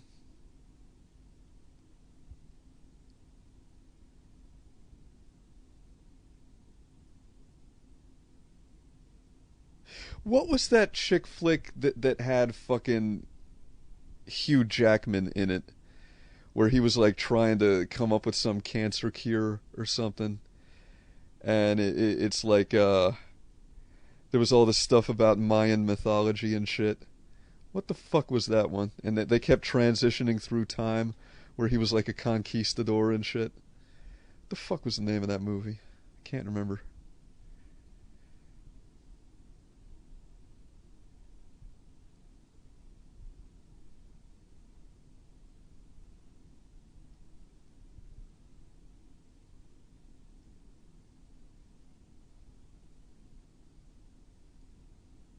Other chick flicks that were, I don't know if you guys would consider Cold Mountain a fucking chick flick, because that had a lot of action in it, but I think it was still a chick flick. I liked Cold Mountain. Thought it was good.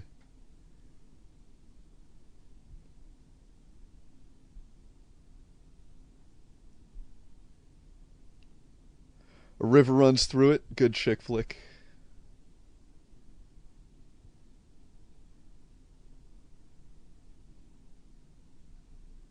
The Hours. Yeah, was that. Do you like Her? What is Her? What is this? Give me a premise, Adam. Refresh my memory.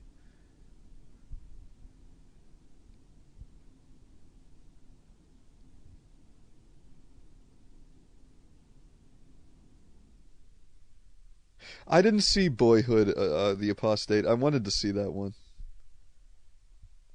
I haven't seen that one yet. I kind of felt like it was probably a lot of hype, but I could give it a shot. First Last, just because I'm a movie fan doesn't mean I've seen every fucking movie that's ever been made.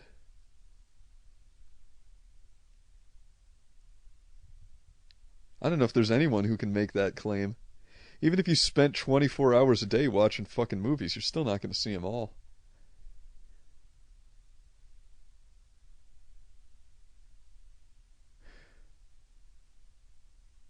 The movie with Joaquin Phoenix where he falls in love with his AI, that's been done to death at this point, though.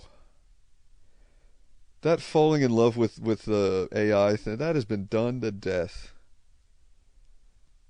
They're using that one right. That device is getting used too much. They're trotting that one out every 5 minutes. I like the one where the guy falls in love with the android, and it's like like his job was to administer the Turing test. Man, the title of that movie always fucking slips my mind, but it was good. Have I seen Goodfellas? Of course I've seen Goodfellas. I've seen Goodfellas. Yeah, Ex Machina. That's right, Ex Machina. Yeah, Blade Runner. I guess that would technically meet that definition, wouldn't it? Although he didn't fall in love though. Um, yeah, Goodfellas, classic. Goodfellas is a classic. I love that one.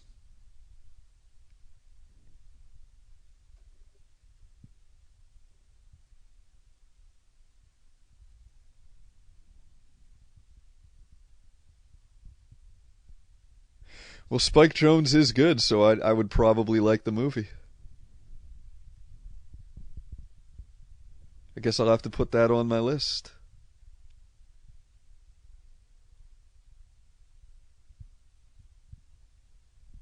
I just saw a fucking great movie the other day. Bloodfather. It was a French action film starring Mel Gibson, and it was like watching it was like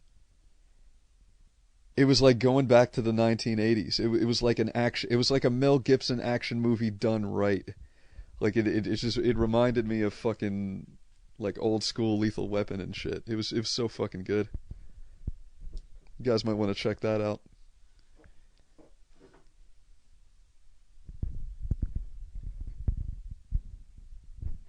You know, I never saw When Harry Met Sally. I haven't. Um, and I never saw You've Got Mail either.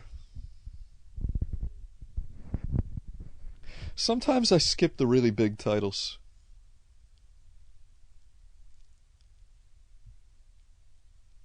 Although, when I decided to start attending services at a Greek Orthodox church, I did watch My Big Fat Greek Wedding for the first time because I felt like it was research and I needed to watch that movie.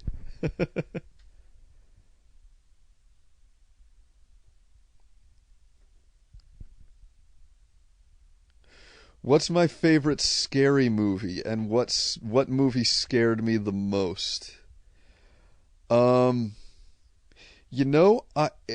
I love horror movies. But when I watch them, I usually do not get scared. It's tough to actually scare me. And I think the only movie that ever really fucking pulled it off was The Ring. And I'm talking about the first one. Because there were moments in that one that was just so fucking creepy. Um, and I'll talk. And here's another recent scary movie I saw. This one didn't actually scare me, but I do think it was scary. It didn't scare me, but it was scary, and it was really fucking good. Check out It Follows, because it just has the most original fucking premise that I've ever like. It's just so refreshing, does it? Because they fucking rehash tired old fucking horror movie tropes over and over and over again. It's called It Follows. If you guys check this, it's fresh, it's inventive, it's original. It just blew my fucking mind how fucking good it was. I was like, wow. Somebody came up with an original idea. Yeah, it was fucking good, man. It was fucking really good.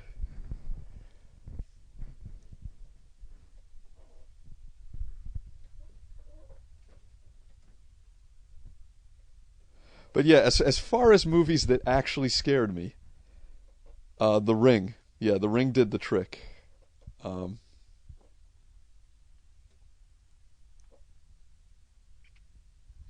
I thought Wreck was pretty good. I watched the original and it actually sucked. And the title is spelled R-E-C, not W-R-E-C-K.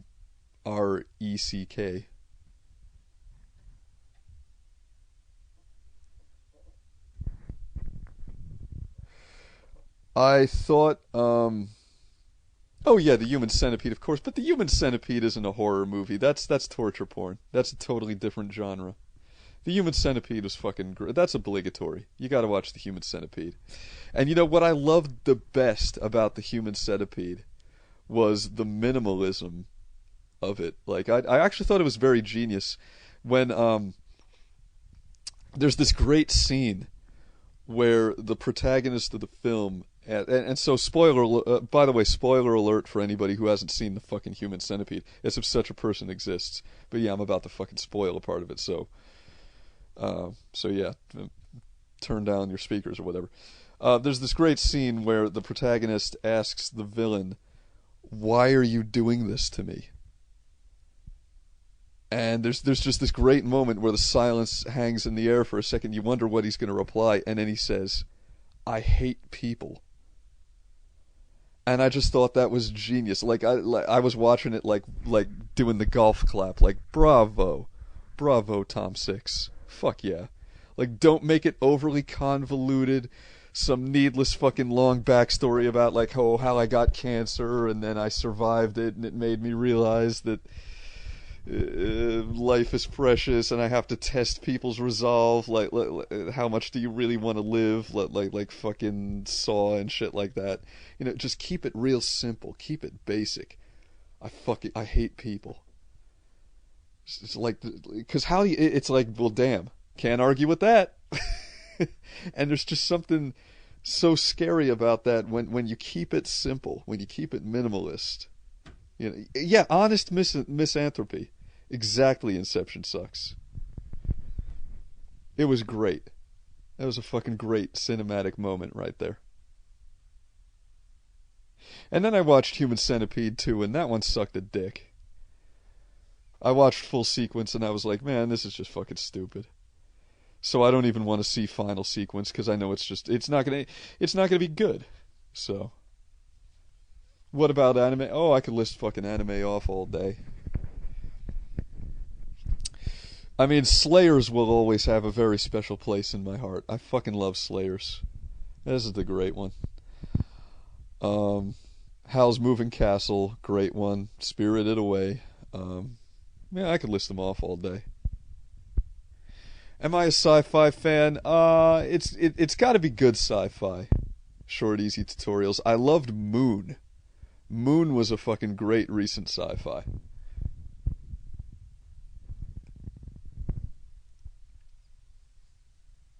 But a lot of them I could pass right over. I mean, they make a lot of shitty fucking sci-fi.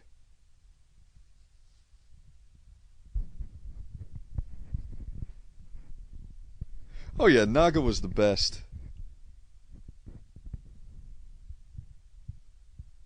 And she was so fappable too. I mean, 3D PD, man. That's totally my waifu right there. Fucking Naga.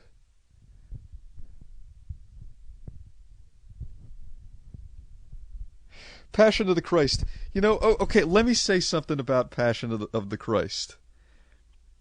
I resisted seeing that movie for the longest time because I believed the hype. Everybody told me, oh, it's the most anti-Semitic thing ever. It's so anti-Semitic. It's so fucking racist and blah, blah, blah, blah, blah. I finally broke down and watched it like years and years and years after the fact. And I'm sitting there like, where the fuck is the anti-Semitism? Where is it? And it's the fucking Romans that are torturing Christ. Like, give me a fucking break. I mean, that's how you really know the Jews control Hollywood and the media.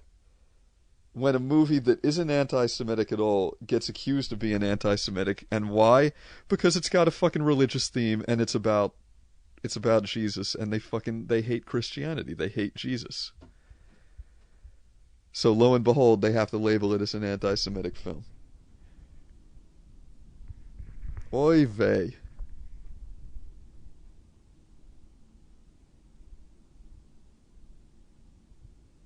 Because the Jews had the Romans torture him. Explain this to me. Explain... Okay, Inception sucks. Explain to me how the Sanhedrin equals the entire Jewish race. We're talking about an elite class of wealthy fucking priests.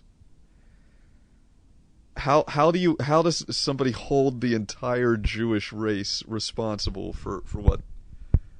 For what a small cabal of fucking people did.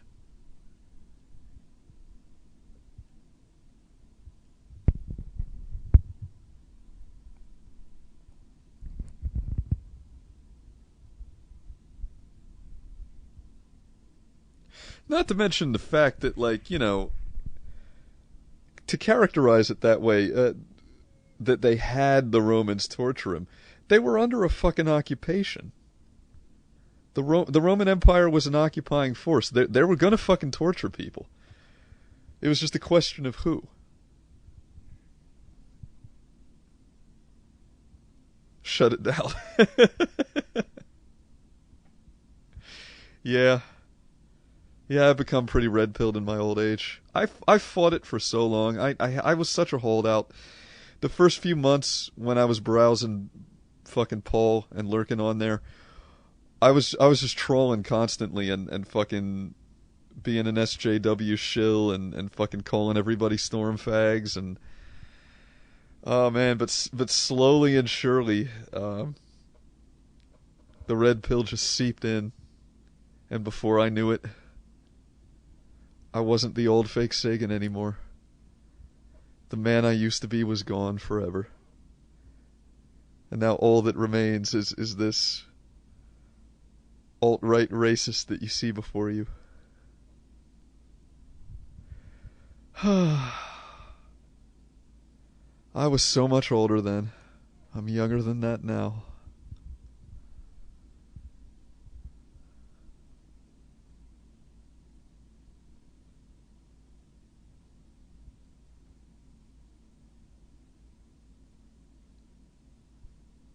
It wears off over time. I don't know. You seem pretty red-pilled, Lord Clyde. You seem pretty based. Are you saying that's not the case?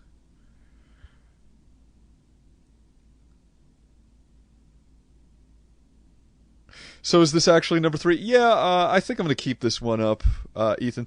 You know, the reason why there's so many abortive attempts at these Fakesagan Rape Society live stream sessions is that I end up waiting until the final product renders, and then it comes out all choppy and the playback isn't smooth or something's wrong with it.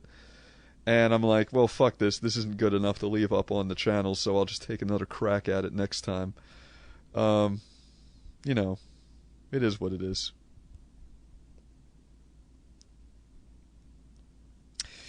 Tell us the red pill story, Chris. I've been a Polak for ages now. Based Varg is also our guy. Okay, so you guys want to know the actual moment when I became red pilled?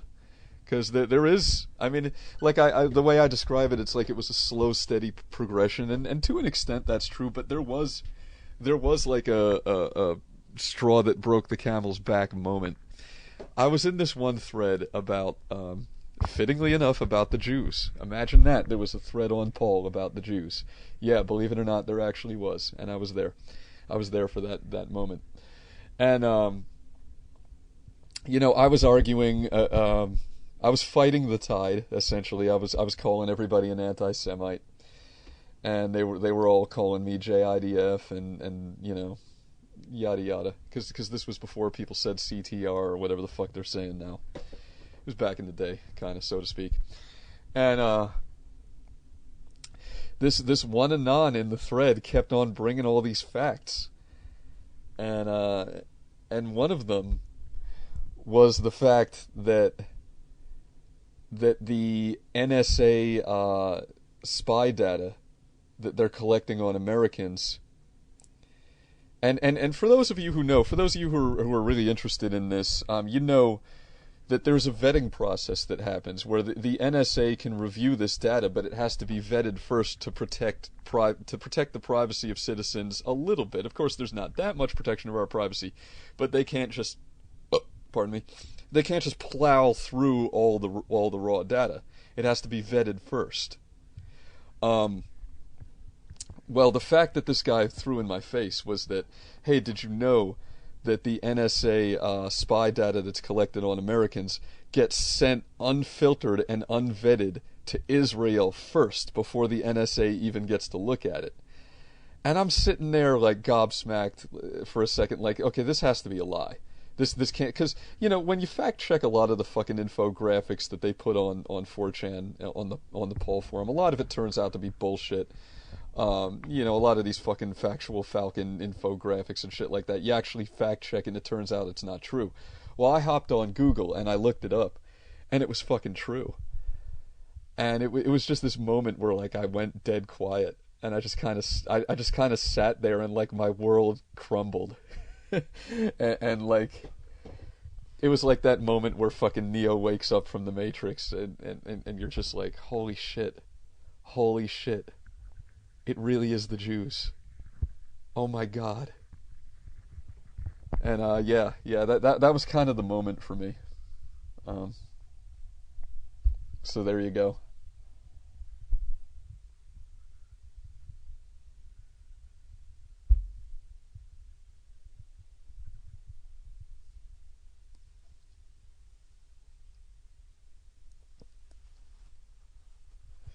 Lord Clyde of Omar says, I used to think all Jews were in on it, and now I know most of them are just as stupid as the rest of them. Yeah, Lord Clyde, don't get it twisted.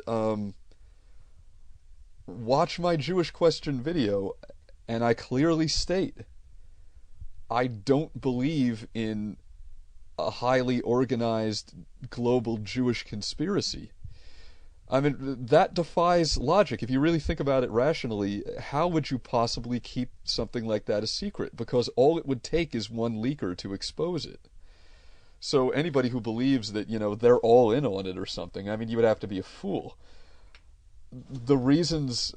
I clearly outlined what I believe about the Jewish question in my hour-long video, so anybody who wants to know what I think, go and check that out.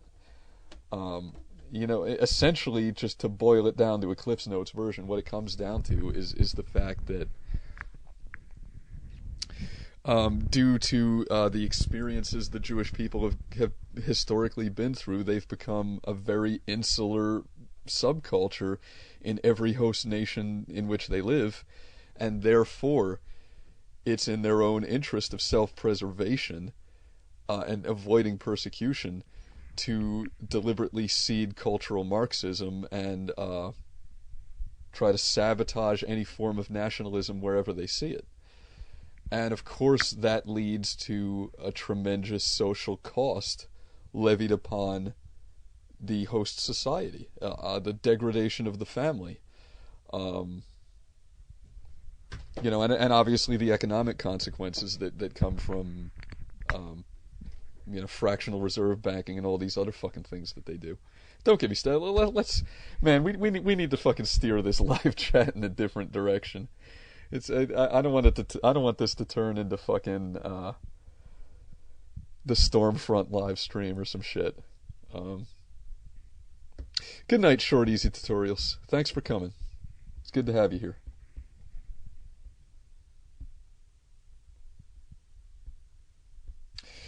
Actually, I'm gonna go ahead and go take another smoke break, and hopefully by the time I get back, you guys will be talking about something else.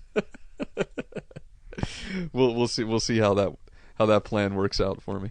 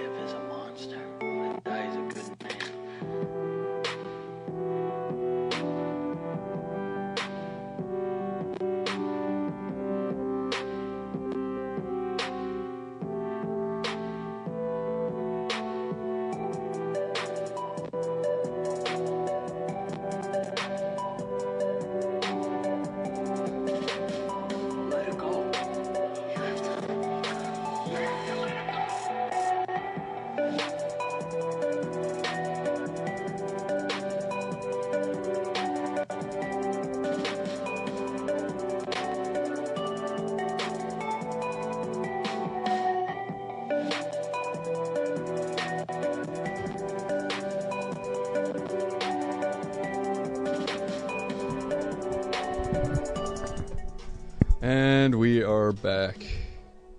And we're still talking about Nazi stuff, huh? Yeah, you know, the red pill is a hard pill to swallow, especially when you're a guy like me that comes from a very whoop, that comes from a very liberal upbringing and, you know, believes in multiculturalism and so forth and so on. But once you see the truth, it's like putting on the sunglasses in fucking They Live with Roddy Piper there. It's like you start seeing it everywhere. I mean, when you guys told me last night in the live stream session about the Women's March on DC, I didn't even have to read any. I didn't even have to do any Google searching. I automatically knew the Jews were behind it, right off the bat. I didn't know it was going to be George Soros necessarily. I mean, I assumed it was going to be him, and then you know I go and Google it, and lo and behold, it's fucking George Soros that's funding that shit. You just once you see it, you can't look away. I don't know. And especially when you look at the history of feminism and how, like, almost to a man, or to a woman, I should say, all of the seminal luminaries of feminism were fucking either part or fully Jewish. It's like, yeah, you could come up, you could rationalize that away.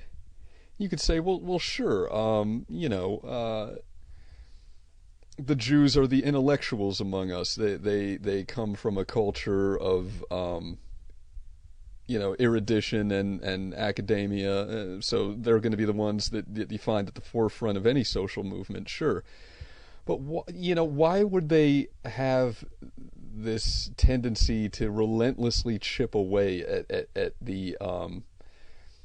the traditions and family cohesion of any host society that they're a subculture in, when they don't want anything like that for their little ethnically homogenous state of Israel, you know,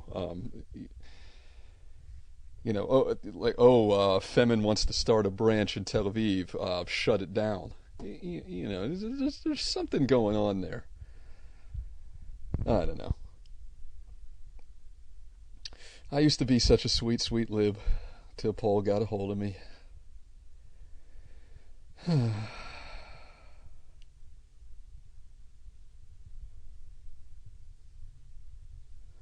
Where is the Fakesagan that I used to be? Gone away like rain upon the mountainside. Where is the horn that was blowing? You can't turn back, though. Once you take that red pill, there's no going back.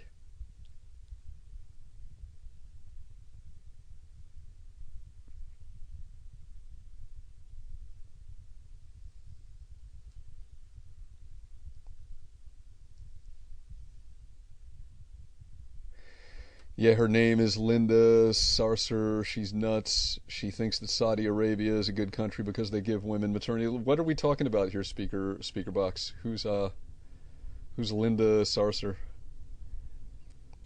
Sounds like a Jewish name. Why, may? Hey, Chris, who are some of your favorite Trump-like politicians? There are no Trump-like politicians. There's only Trump. They broke the mold with that fucking guy.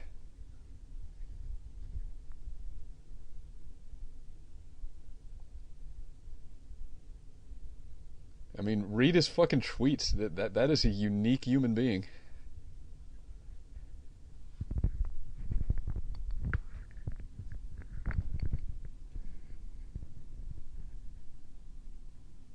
She was one of the organizers of the Women's March. She's a Palestinian Muslim. Huh. Interesting. Interesting.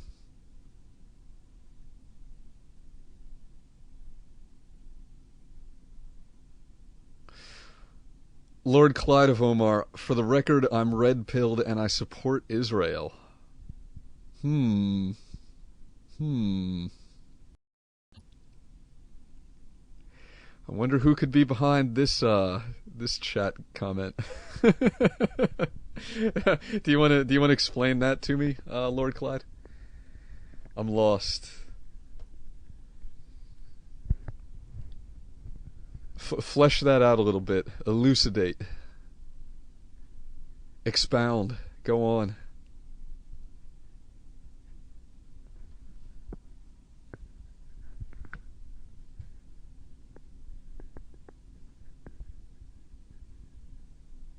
Why do some Jewish leaders support Islamists like that so vehemently? It's only going to make life worse for the Jews outside of Israel. I lost the plot a little bit when I took my smoke break, so I'm not completely clear on what we're talking about here. But when Jews here in the United States support Islamists, I would kind of assume that the reason why is they're advancing cultural Marxism, multiculturalism. It's like it's like the immigration crisis in Europe. They love that shit.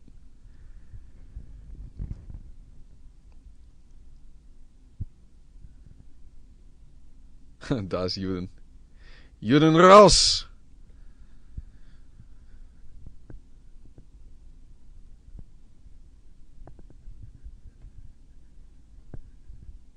Because anything Muslims hate can't be all bad. Hmm. Yeah. Can't really argue with that rationale. Touché, Lord Clyde. Touché. So, yeah. I think we've talked about poll themes for quite long enough.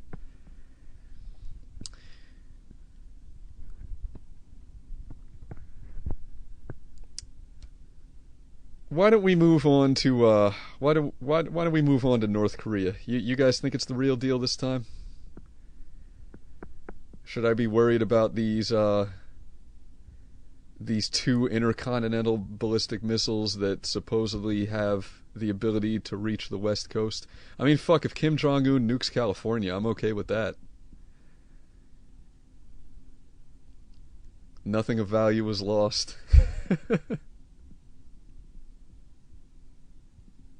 What's going down in Best Korea? What's going down in Best Korea is that shortly ahead of Donald Trump's inauguration, I think 2 days before the inauguration, if I'm not mistaken, Kim Jong-un positioned two intercontinental ballistic thermonuclear missiles north of Pyongyang, and they're pointed at the United States. And I guess he's up to his old tricks. He's threatening us once again.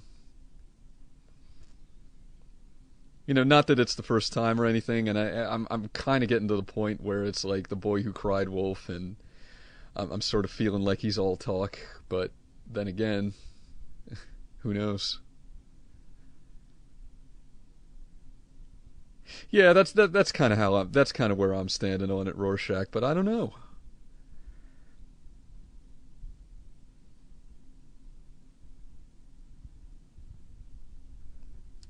You'd think they'd go after South Korea or Japan before the U.S. Yeah, it doesn't really seem like it would be in their rational best interests to strike at the U.S. But then again, I mean, we are talking about Kim Jong-un, so how rational is the guy?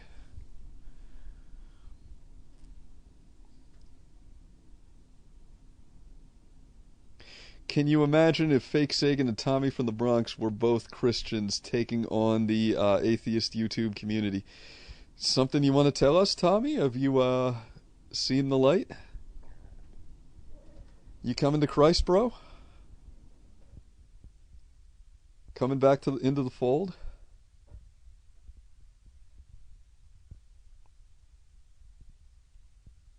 Well, I mean, what would you expect me to say when you say something like what you just said? I'm just I'm reacting to what you're telling me, Tommy. I'm not sure how to take it. Could I imagine it? Yeah, I could definitely imagine it. I mean, you were raised Catholic, Tommy, and you certainly seem to have a lot of values that are coherent with Christianity. Notice I don't say Christian values, therefore suggesting that, like, for example, to be a generous person, you have to be Christian. But I think you would make a good Christian. I could see you being one.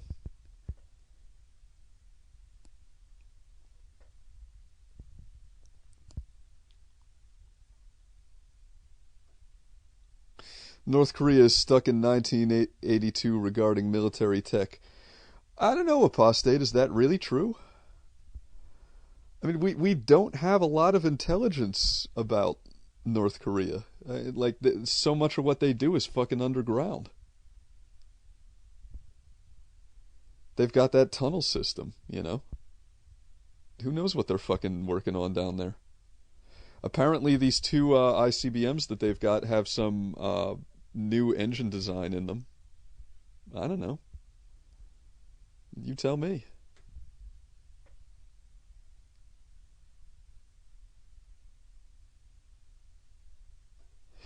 Well, yeah, they're far behind the U.S., but that doesn't matter. That doesn't matter when we're talking about nukes. I mean, the Russian Federation is far behind the U.S. in terms of technology as well, but um, Rorschach, I could still kill you quite effectively with a crossbow from the 15th century. Just because technology is old, I mean, if it works, it fucking works.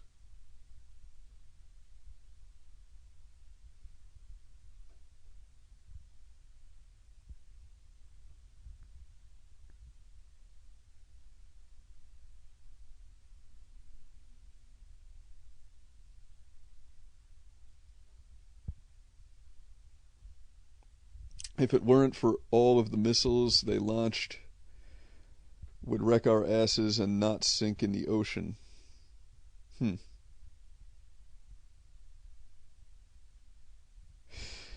Maybe doesn't MAD come into play in regards to nukes? We'd crush North Korea if they attacked us.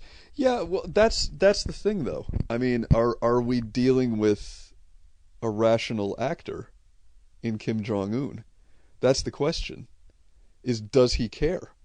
Um, I'm reminded of a meeting that former Secretary of Defense Robert McNamara had with Fidel Castro years and years after the Cuban Missile Crisis, in which he asked Castro, did you know that there were active warheads in position in Cuba during the crisis? And if you did know, would you have recommended to Khrushchev that he use them? And Castro said, not only did I know, but I did recommend that he should use them. To which McNamara replied, well, what do you think would have happened to Cuba? And Castro said Cuba would have been totally destroyed, but he was willing to accept that outcome. See, this is the thing. When we're talking about real communists, true believers, this is state religion. They believe in the communist ideal with the ferocity of a radical Islamist. They're willing to be martyred for the revolution. They don't fucking care.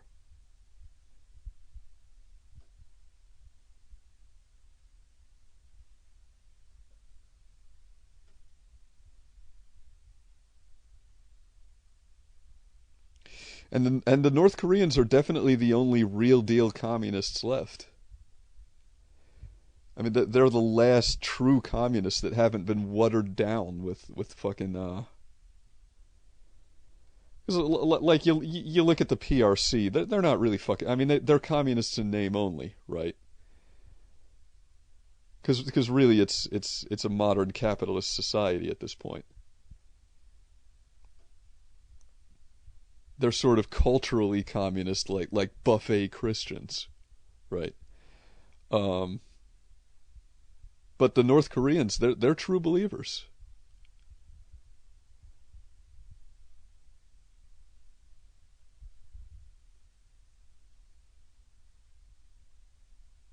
It's kind of weird that Kim Jong Un is only a bit older than me. Yeah, it's kind of scary, Lord Clyde. That's the word I would use. Not weird.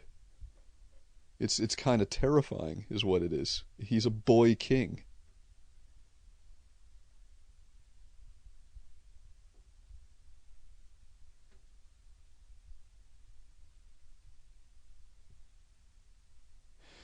North Korea seems less like communist true believers and more of a cult of personality with the leader. But that's what true communism is. It's cult of personality. Like Stalinist USSR.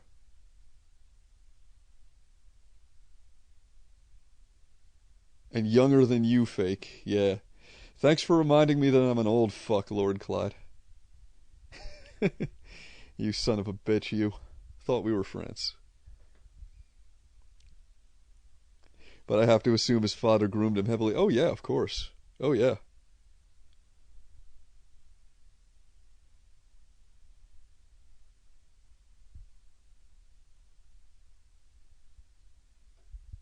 What is true communism anyway? The only communism that holds true to its ideals is Marxism and anarcho-communism.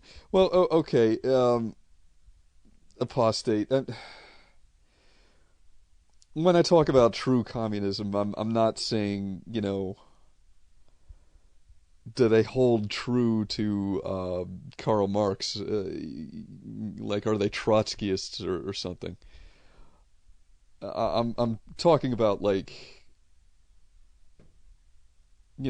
true in the sense that they truly behave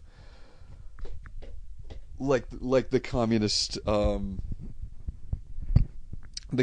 governments of the 20th century did. It's like North Korea is a relic. They're in a time capsule. It's a 20th century state that still exists in the 21st century.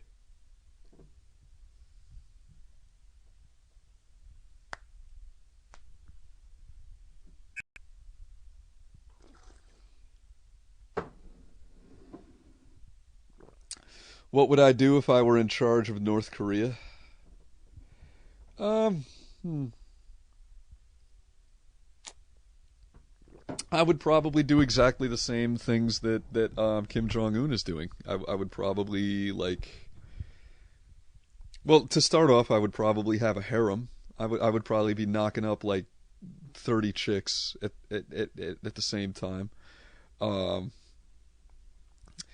I would probably be making all this belligerent rhetoric towards Western states in order to appease the hardliners in my own country and increase my own political capital, increase confidence in me as a leader. I would be quashing dissent everywhere. What do people do with power? They exercise it.